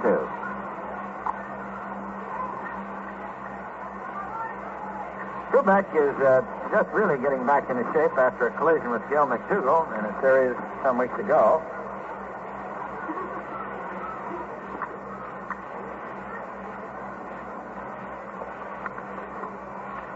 Three balls, 2 strikes. Aparicio waits. There's the next pitch. He tries to check his swing, but Jones gets it over the inside corner for strike 3. So Aparicio becomes a strikeout victim. And for Jones, that's his second. And 9 strikeouts recorded by National League pitchers. Tony Kubek comes up now to bat for Hoyt Wilhelm. So it'll either be Billy O'Dell or Ryan Duran for the American League in the last half of the 7th. First pitch, a slow floating curve, is a little high and inside, ball 1. Al Smith of the Cardinals working back at that plate. Sam Jones on the mound, and moving in close at third is Junior Gilliam. Pitch to him, checks his swing, and it's outside, ball 2. Gilliam, protecting against a slap on the left side of the infield, has moved to within about a step of the infield grass at third. The outfield playing straight away.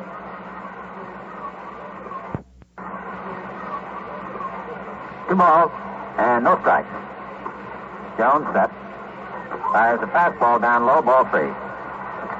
3 balls, no strikes. The American League is leading 3-2. We're playing in the top of the 7th inning. Tony Kubek batting for Hoyt Wilhelm. Left-hand batter. Strong. Waits. Gets the strike. 3-1 as Jones pumps that good fastball right down the middle. Frank Crissetti coaching at third for the American League. Harry Cookie Lavagetto, the manager of Washington, coaching at first. 3-1 delivery. Strike 2 call. He got another fastball. Oh, that Jones, as Russ said, can dip back in there and find that mustard seed and really spread it all over that ball. He can fire. And with his motion, he makes that ball jump in there. 3-2 now, pitching to Tony Kubek. He's ready. He comes down with it, and he just missed outside. Ball 4. So Kubek is on. First walk given up by Jones. 1 out, and Pete Reynolds the batter. Reynolds, about a week ago, was shifted over to first base. He has struck out twice today. He's walked. He's an ever dangerous man with that bat. The runner leads away, takes a fastball high and outside, ball 1.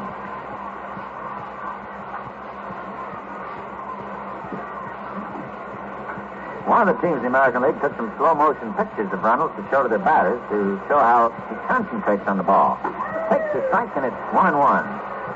They discovered with the slow-motion films that Reynolds looked at that ball and practically could read the signature of the president of the league as it came up there. Really concentrated on it.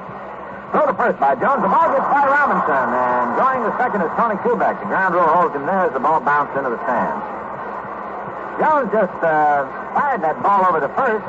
I presume with the San Francisco Giants, the first baseman is probably always anticipating that throw. And Russ nods his head yes. So it'll be charged an error, and the first error of the ball game is charged against the pitcher, Sam Jones, on the throw, which allows Tony Kubek to go to second. Outfield straight away. 1 ball count. Pete Reynolds the batter. 1-1. High with the curve, and it's 2 balls and a strike.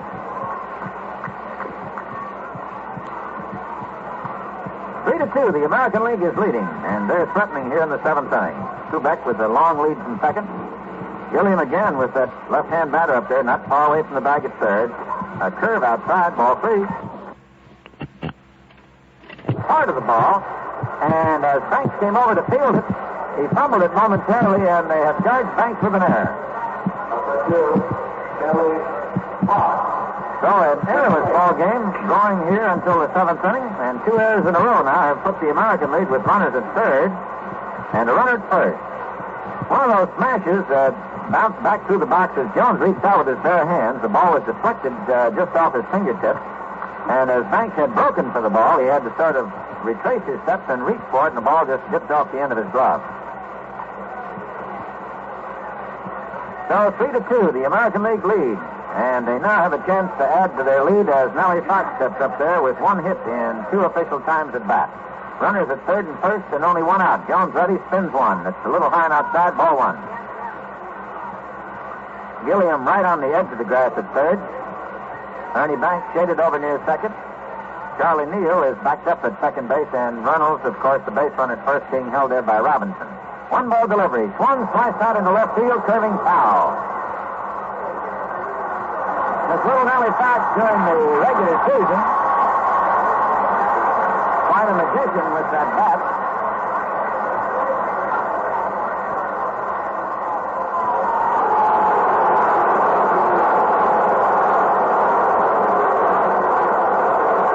The youngster had popped out of the stands to get that foul ball, and the officer is not chasing him to administer any punishment. He just wants to warn him that the baseball field, the diamond itself, and its enclosure is intended strictly for the ball players and not for the youngsters. Isn't it? Baseball people don't want them to have a souvenir. They don't want them to get killed if a line drive comes out there and these youngsters are out on the field. 1 ball and 1 strike. The next pitch is high, and it's ball 2. 2 balls and a strike now. Nellie Fox the batter. American League leads 3-2, and they're threatening to cook something up here with Tony Kubek, the base runner at third, coming down the line. Reynolds holding close at first. Jones ready. 2-1 pitch. Swung and lined right back out through the middle. It's a base hit. Reynolds holds at second, and coming in to score is Tony Kubek. Fox lined the shot right by the pitcher and right out over second base into center field. And Elroy Pace, who was throwing early in the ball game, is up and throwing for the National League. So Nellie Fox drives in a run with a single. That is hit number 5.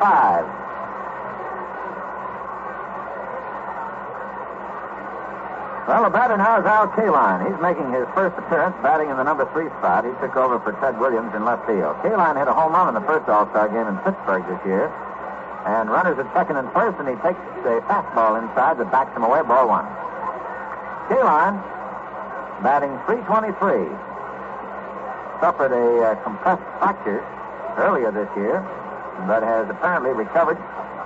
And he's ever dangerous standing in there. Jones ready, fires down to him. A fastball is thrown outside. Ball 2. Al Kaline of the Detroit Tigers, signed right out of high school. Moved right into the big league. 4-2, the American League is leading. This is the top of the 7th. Jones in trouble, delivers. A curve that's knocked over, and it's 2 balls and a strike. Boy, that's a beautiful curveball. Jones starts it right at these right-hand batters, and then it just slants right over. Outfield around to the left. Pete Reynolds at second. Nellie Fox at first. There's a swing and a fly ball. Hit into shallow center field. Coming in is Willie Mays. Poised under it. He's got it. Puts that basket under and made the grab on it. Throws into second base. And we have 2 out. Sam Lawler's up there now. Lawler has certainly been a big Iron Man for the Chicago White Sox. He's taken over for Yogi Berra on the season, batting .265. Lawler very quiet. Stands fairly deep in the batter's box. And bends just slightly at the knees. Jones spins the fastball inside, and Lawler backs away. Outfield straight away. 4-2. The American League is leading. 5 hits for the American League, 4 hits for the National League, and 2 errors here in this 7th inning have not helped the National League. Throwing error by Jones, a deflected ball, and an error charge to Banks. Next pitch, he takes the strike, and it's 1-1. Lawler commenting with Al Smith, the catcher, on the beauty of that pitch spun over there by Jones. Sam Jones, known as the toothpick. 1-1 delivery. Fastball. He's strike. A throw down first. Situation Robinson, and the runner's going for third. Pete Reynolds digs for third. A throw down to the first baseman, Frank Robinson, hit him on the heel of the glove, bounced away from him, and it'll be another error. Error charged to the first baseman, Frank Robinson. Al Smith threw a strike down there right over the bag. But on the play, Reynolds is allowed to go to third base, and that's the 3rd error for the National League. Runners at third and first, and Lawler stands in there. 1-2 pitch to him, a curve outside. Ball 2, strike 2.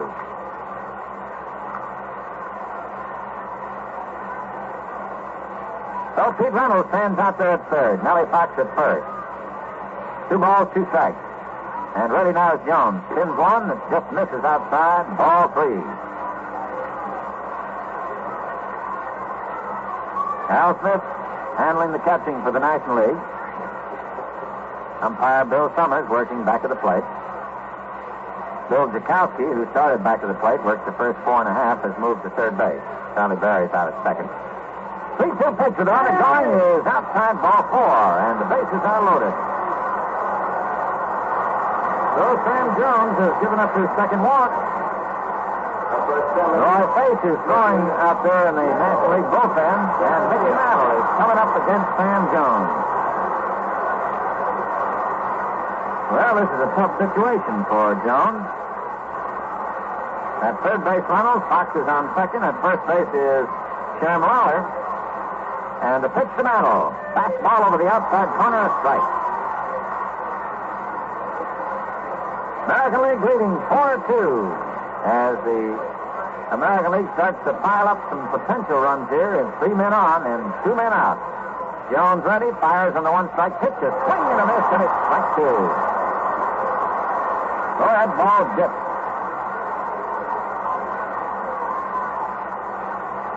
Don Drysdale, who started for the National League, sitting right down in front of us. He, like Jerry Walker, very poised, fine-looking young man. 2 strikes, 2 out, the base is loaded. Jones ready, fires, and a half swing, and it is ball 1, strike 2. Here's the official paid attendance. 54,982 wonderful baseball fans from all around the United States, and especially out here in the West Coast, watching these All-Stars. Pitch coming to Mantle. Swings and slices it foul into the stands out in left field. Count holds. 1 ball, 2 strikes. Batter is Mickey Mantle. There's 2 outs.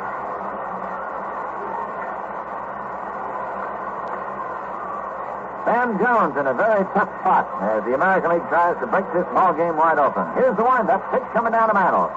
Swings and he misses. And that is all as Sam Jones strikes out Mantle. His second strikeout of the inning. In the 7th inning for the American League, they get a run. They had 1 hit. There were 3 National League errors, and 3 men were left on. So at the middle of the 7th inning, the score is American League 4, the National League 2.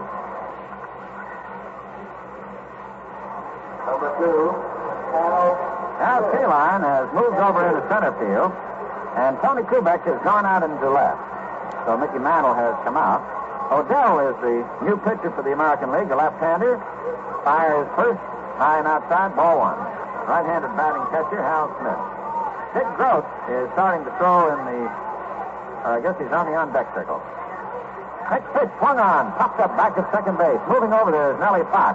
Underneath the ball, and on the edge of the grass, he's got it. So Hal Smith up there, leading off for the National League, last half of the 7th inning, pops to Nellie Fox, 1 out. your attention, please. Odell working here in the last half of the 7th inning, and we're going to have a pinch hitter for Sam Jones. Dick Grote comes on to bat for Jones. Grote, a right-hand batter, wears number 24. Odell fires a fastball over the outside corner for a strike. On the season, Grote is batting .263. He's a fine runner, and he's picked up 15 doubles so far in the 1959 campaign. Pitch to him in the dirt as Odell tries to break off a curve. It's 1 ball, 1 strike. 4 runs on 5 hits, no errors for the American League. 2 runs on 4 hits and 3 errors for the National League. Cal McQuick, who's been one of the most amazing pitchers in baseball this year, starting to throw in the American League bullpen. There's a line, 1 hopper to Louis Aparicio. Winds it up, fires it over to first, and he gets him. Ball started off as a liner, dipped a little bit. And a 1 hopper to Aparicio. He throws him out at first, and there's 2 down. Billy Odell gets the first 2 men to face him, and he brings up Junior Gilliam. He came up. And he will bat in the leadoff spot for the National League. Odell delivers the curve that he fouls back.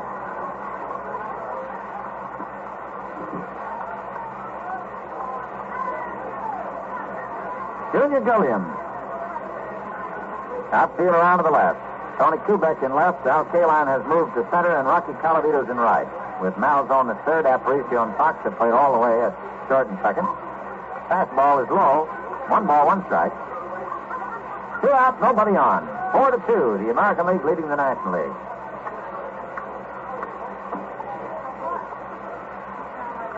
Odell delivers a fastball for a strike. 1 ball, 2 strikes. Odell, a classy little left-hander, has a good fastball. He's just one of a group of promising young pitchers that Paul Richards has developed over at Baltimore. 1-2 delivery, fouled off, out of play.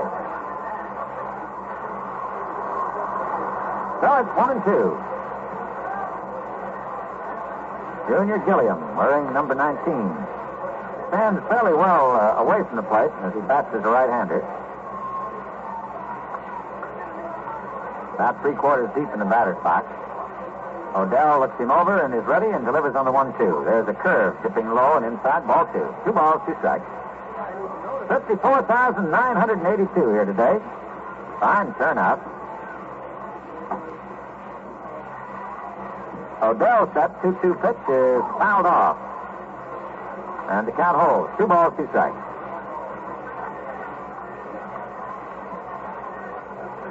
Fans have seen a lot of baseball. And those 2 exciting battles for the pennants in both leagues will resume tomorrow.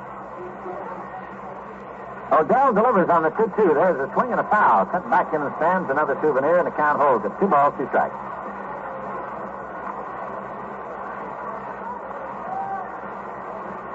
Umpire Bill Summers steps in off that plate.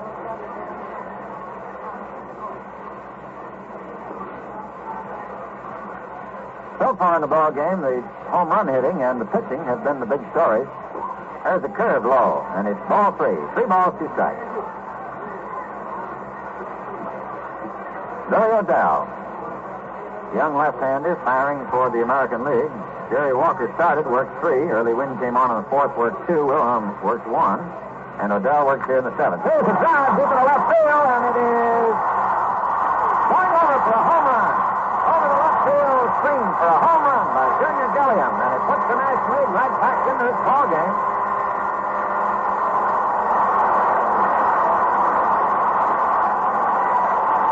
Junior Gilliam just parked one over that fence out there.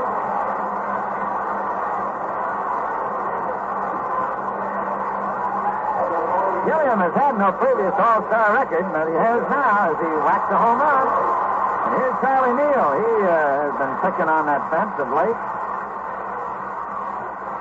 First pitch to him is a ground ball hit down to the third base, and Malzone bobbles the ball, picks it up, fires to first, and he's out at first. Malzone fumbled that ball, picked it up, fired over to Pete Runnels in time to get the runner. And in the 7th inning for the National League, they get a run on 1 hit. There were no errors, and nobody's left on. And at the end of 7 innings of play, the score is the American League 4, the National League 3. Roy Pace will be the pitcher now for the National League. Drysdale started, Conley in the 4th, Jones in the 6th, and Pace, who has an incredible record of 14 victories, no defeats on the season, has 19 in a row over 2 seasons. Surprising fellow to look at him. Russ, of course, has an opportunity to see him. He doesn't stand too tall. He stands about 5'8". But he's a pretty fancy pitcher. He's ready to pitch to Colavito. Delivers. There's a drive deep in the left field, and it is gone. That one will be about halfway up in the Coliseum. So out to Colavito. It's a long drive high in the stands of the left field area of the Coliseum to make it 5-3.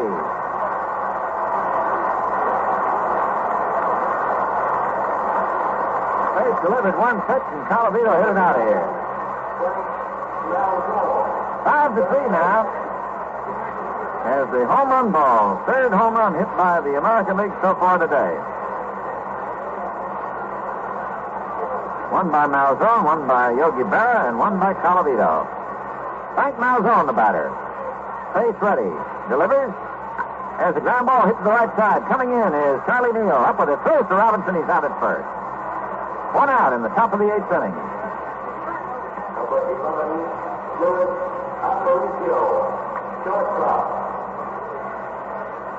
Roy Pace, as he prefers to be called, has a big motion for a little man, and it looks like he's really blinding you with his dazzling fastball. He's got a good fastball, but he has a forkball, which I guess acts pretty much like a knuckler, doesn't it, Russ?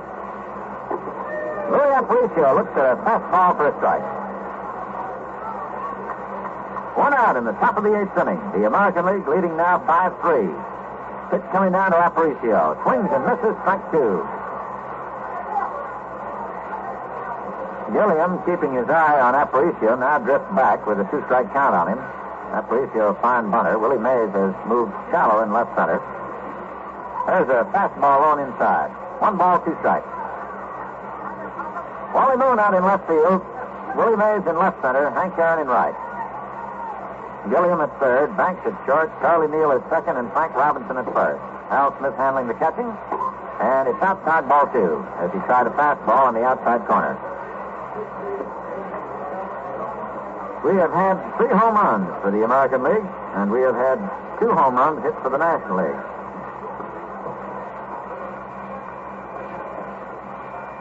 Pace looks him over. Aparicio stands in there. The 2-2 delivery is spun, and it's a fastball outside, ball 3. Hal Smith with the arm cocked, ready to fire. But outside, says umpire Bill Summers, and the count is full. 3-2. 1 out.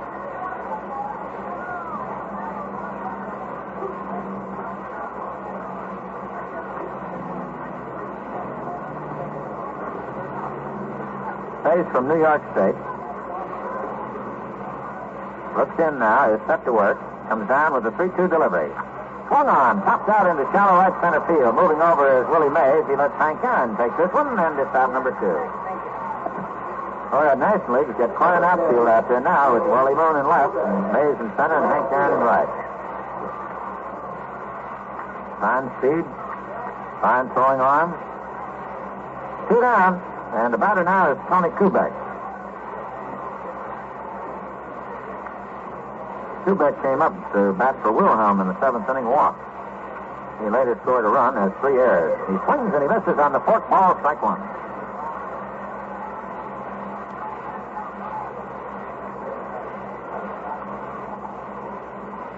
Base ready. Winds and fires, and it's blown outside. 1 ball, 1 strike. 5 runs on 6 hits, no errors for the American League. 3 runs on 5 hits and 3 errors for the National League.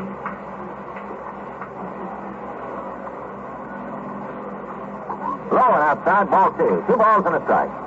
Tony Kubek batting here in the top of the 8th inning.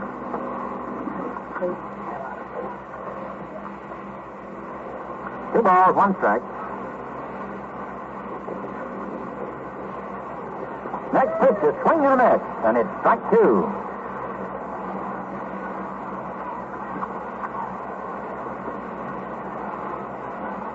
2 balls, 2 strikes, 2 outs. 2-2 delivery is a swing and a foul tip hung on to by catcher Hal Smith. So it goes as a strikeout.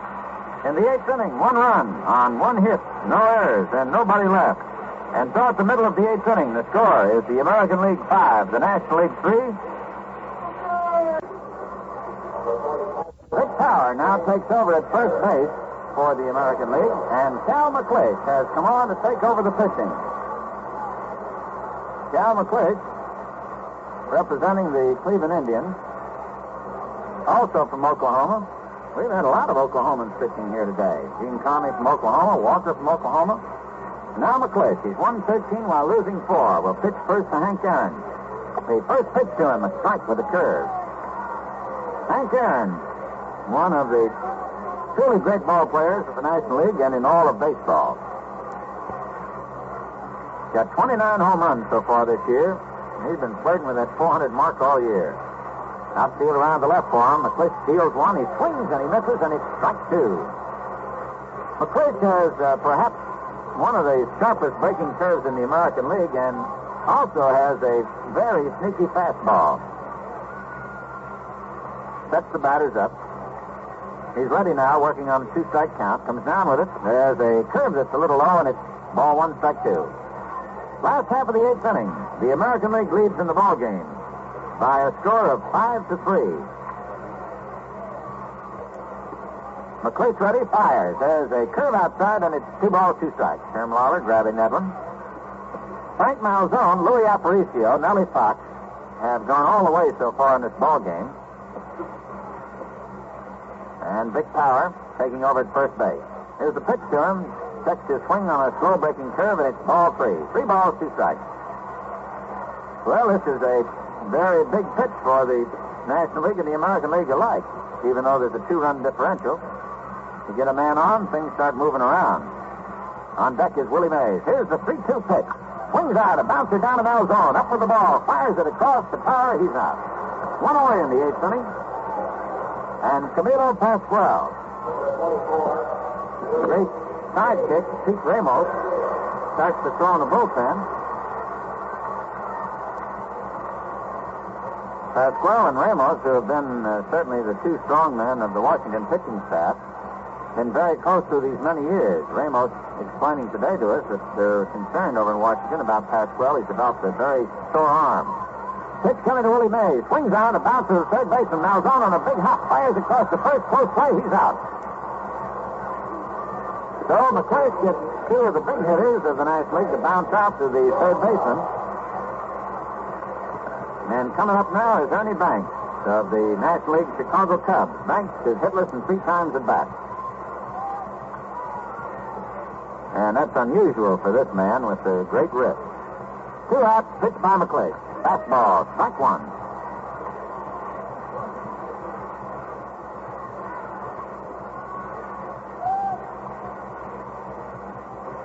Here's McClace ready. Comes down with a one-strike delivery. Strike two called. Tried to check, but couldn't. Went around.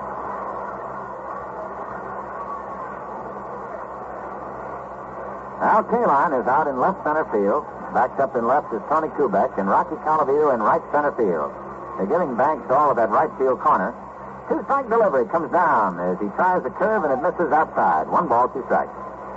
2 out, nobody on. Last half of the 8th inning. American League leads the National League 5-3.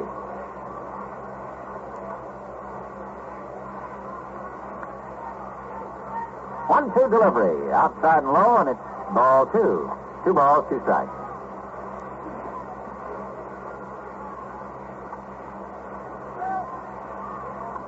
Fox is practically over at second base for Banks. They're thinking that Banks is going to pull that ball. Malzone guarding the line at third. 2-2 pitch on the way. Swings at a curve and he misses strike 3. So Cal McClish comes in the 8th inning and retires 3 of the big men for the National League. And in the 8th, nothing across for the National League. At the end of the 8th inning, the score is the American League 5, the National League 3. Big Power at first base leads off against Roy Face in the top of the 9th inning. Face delivers. He hits a squib along the first baseline. Taken by Robinson. Steps on the bag. He's out. Power swinging on the first pitch. Got a hold of that fork ball, but dribbled it along the first baseline. Taken by Robinson, who was able to grab the ball, step on first, and is 1 out.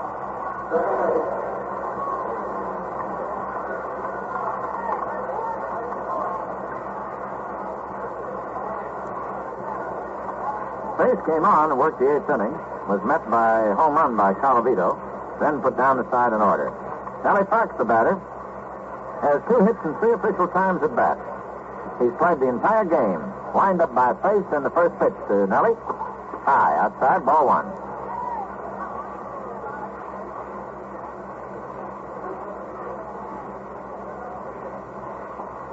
Face looks into Hal Smith, ready to work.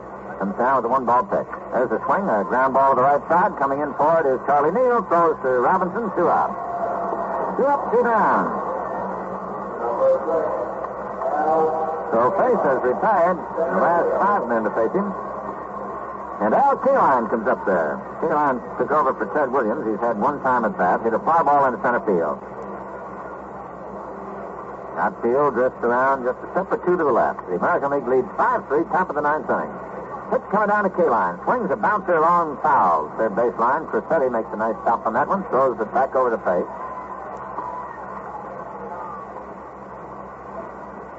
Crissetti looked in such marvelous physical trim. Looks like he could take a glove and move out there and play. Face ready now. Delivers to Kaline. Swings and fouls it back, and it's strike 2. 5 runs on 6 hits, no errors for the American League, 3 runs on 5 hits, and 3 errors for the National League. The errors figured only in 1 run being scored. They came all in the 7th inning. Nothing in 2 pitch. Swung on, sliced foul, going into the stands out in right field. Shadows now have started to drift out in the Coliseum, part of the left field area in the shade. But it's been a truly beautiful day in California. As Russ told you, not a cloud in the sky. No balls, 2 strikes.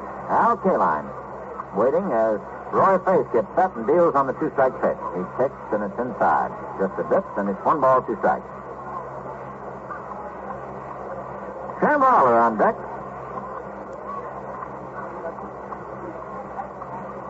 Face working carefully. Kaline's got the power. 1-2 delivery. Swings and fouls this one off.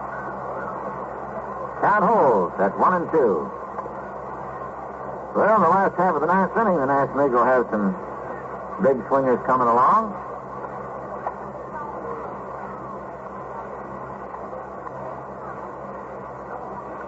Al Kaline swinging that bat. Here's the 1-2 pitch. Swung on. Foul back. This one coming back out of play. So, Kaline distributing a few souvenirs around.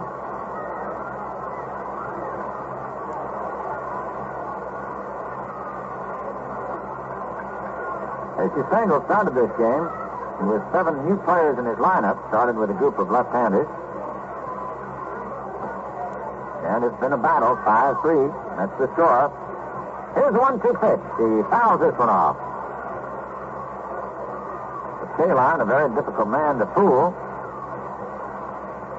There's Roy Pace working out there. But Pace, who has fooled some of the best hitters in baseball, trying to get out of this one with 2 out, nobody on. Delivers, and there's a swing and a miss. And he got him. Strike 3, and that's all for the American League in the 9th inning. Nothing across. And at the end of 8 and a half innings of play, score is the American League 5, the National League 3. Well, this last half of the 9th inning will be it as far as the National League is concerned. Their last chance to get back into this one. Calavito trots out to right field. Al Kaline goes back out to center. Out to left field is Tony Kubek. Malzone at third, Aparicio at short, Fox at second, Power at first, and Cal McClish comes out. Fox, Aparicio, and Malzone, the only 3 ball players in the American League to go all the way. National League has had Aaron and Mays and Banks and Moon who have gone all the way. So it's up to Cal McClish, man who started his baseball career in this National League, who himself admits that when he came out to the Pacific Coast Conference and learned to throw that good curveball, it helped him a great deal in his baseball career, and who last year moved into the kind of favorite role of an extraordinarily fine right-handed pitcher, has again repeated this year, and he's out there now working in the last half of the 9th inning. Well, Frank Robinson, the Cincinnati first baseman, who has hit a home run in 2 times at bat, is coming along. Robinson came on in the 5th inning. He's had 2 for 2. A single in the 6th and a home run in the 5th.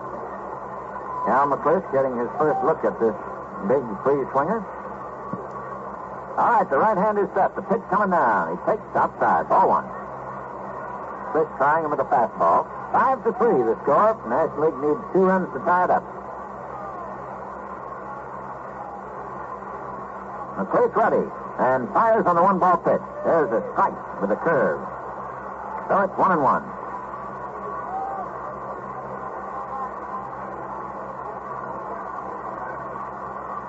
One ball and 1 strike. There's a smash going through in the left center field. It's in there for a base hit, and Frank Robinson opens up the 9th inning for the National League with a single into left center, his 3rd hit of the day. First hit off Cal McClish. And that evens up the base hit, 6 apiece. National League has had 2 home runs so far today. The American League has had 3. And Wally Moon is up there now, a left-hand batter. Moon has gone all the way, lined into a double play, hit a fly ball to center field in his walk. And Smokey Burgess on deck for Pittsburgh, representing the Pittsburgh Pirates. And we're going to have some activity in the bullpen. Pete Ramos goes to work once again for the American League. All right, the runner at first, Robinson, leads away. McClish is ready to work. The pitch coming down, a swing and a miss on a curve. Strike 1.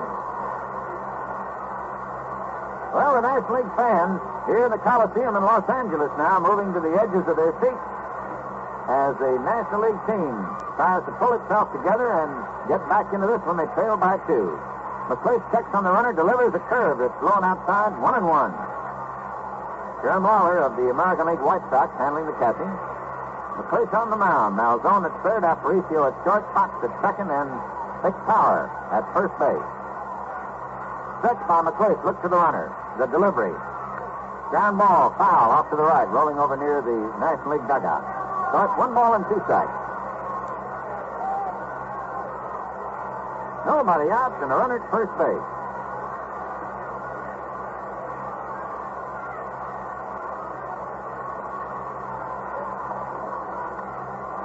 Place looking in has a habit of popping that ball into his glove. Big Oklahoma lad takes the stretch, and the 1-2 delivery. Fastball outside, ball 2. Blowing outside to this left-hand batter. Wally Moon, who has delighted the Los Angeles Dodger fans who are in attendance here. Fastball outside, ball 2. Blowing outside to this left-hand batter. Wally Moon, who has delighted the Los Angeles Dodger fans who are in attendance here today, along with the rest of the baseball fans watching this game. 2-2 pitch now with a look to first. Here she comes. Fouled, and it is 2-2.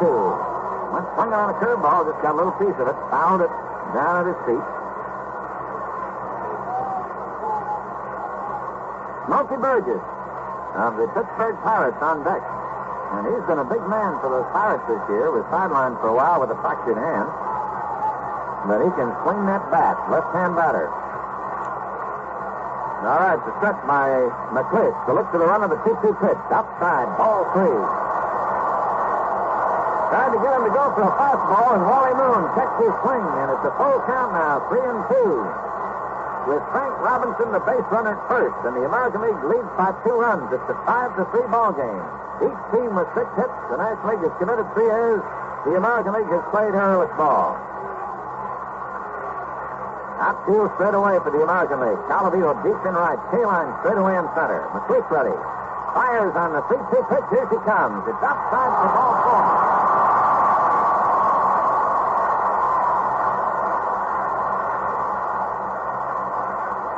Runners at second and first now for the National League, with Wally Moon drawing a base on balls and moving Frank Robinson down to second.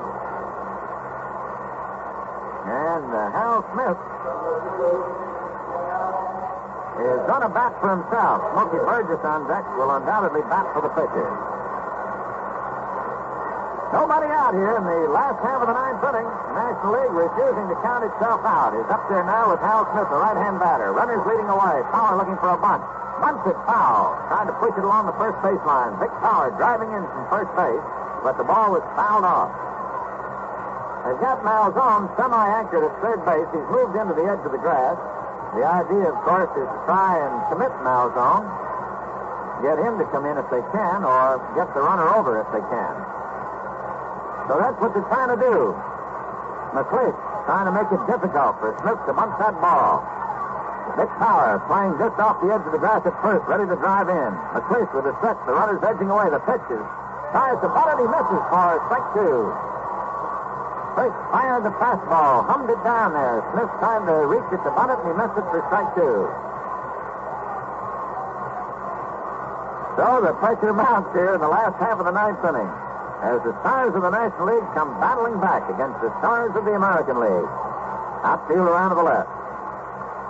Malzone even with the bag. Has moved back a step or 2. Power still playing a little wary right off the edge of the grass. McClish stretches. There's a curve that's inside, and it's 1-2.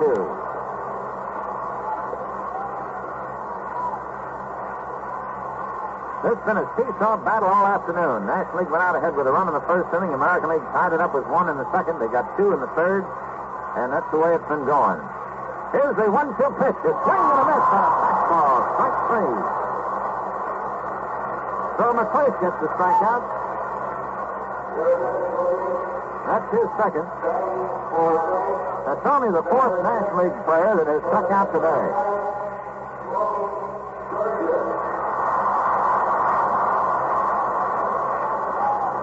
American League players have struck out 12 times. Smokey Burgess coming up. Batting average on the season of .289. Left-hand batter.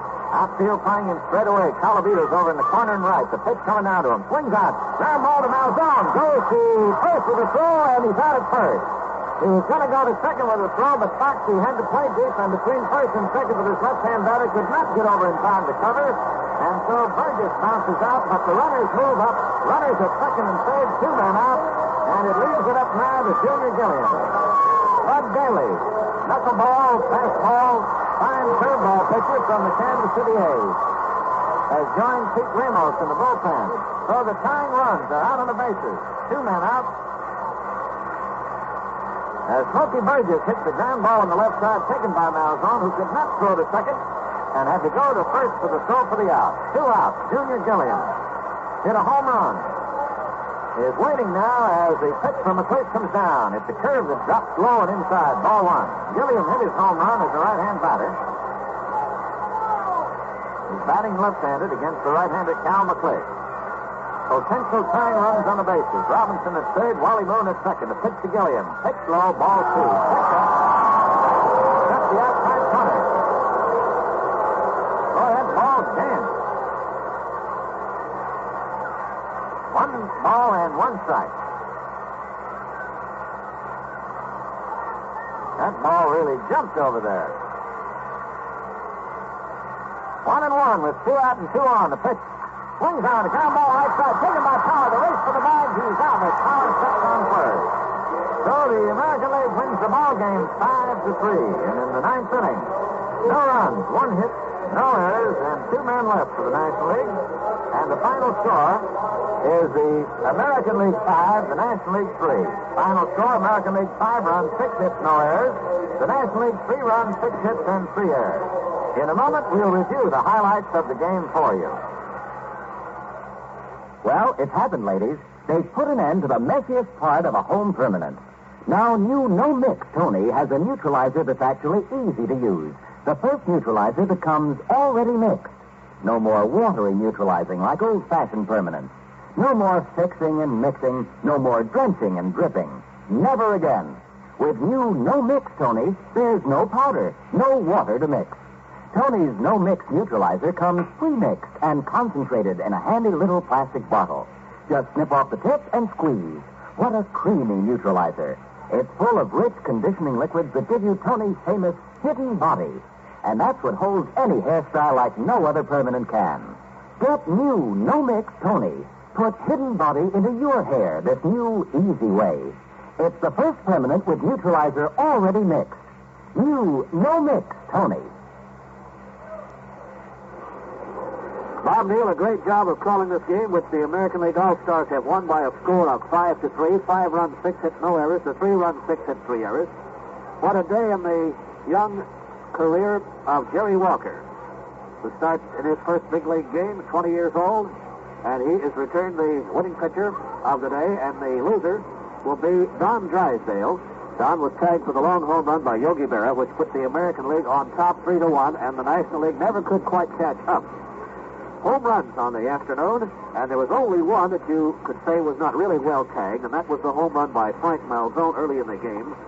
But real long wallops by Rocky Colavito, Yogi Berra, Frank Robinson, and Junior Gilliam. And this game at one time was just a fantastic dream, really came true, as 54,982 paid their way into the Los Angeles Coliseum to see the American League All-Stars and the National League All-Stars come to grips in a game that gave the fans everything that they came to see. Great managing by Casey Stengel and by Fred Haney as they juggled their forces as well as they could and came out with the type of baseball game that fans will continue to turn out to see. You'd have to signal out Jerry Walker as the number one hero, the youngster, but it was a great team victory for the American League, and the two clubs are now even on the season, the National League winning the first one and the American League winning the second game, today by a score of 5-3.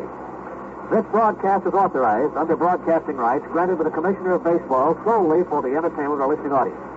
And any publication, rebroadcast, or other use of the descriptions and accounts of this game without the express consent of the Commissioner is prohibited. Well, the second All-Star Game of 1959 goes into the record book. And what a great victory it was for the American League. The next event on the Gillette Cavalcade of Sports takes place at Madison Square Garden Friday night. In a 10-round welterweight scrap, Charlie Scott meets Jasper Ortega. Be sure to tune in for all the excitement. Consult your local listings for time and station. Thanks to our NBC engineer, John Panley. This broadcast was produced by NBC Sports Director Paul Jonas.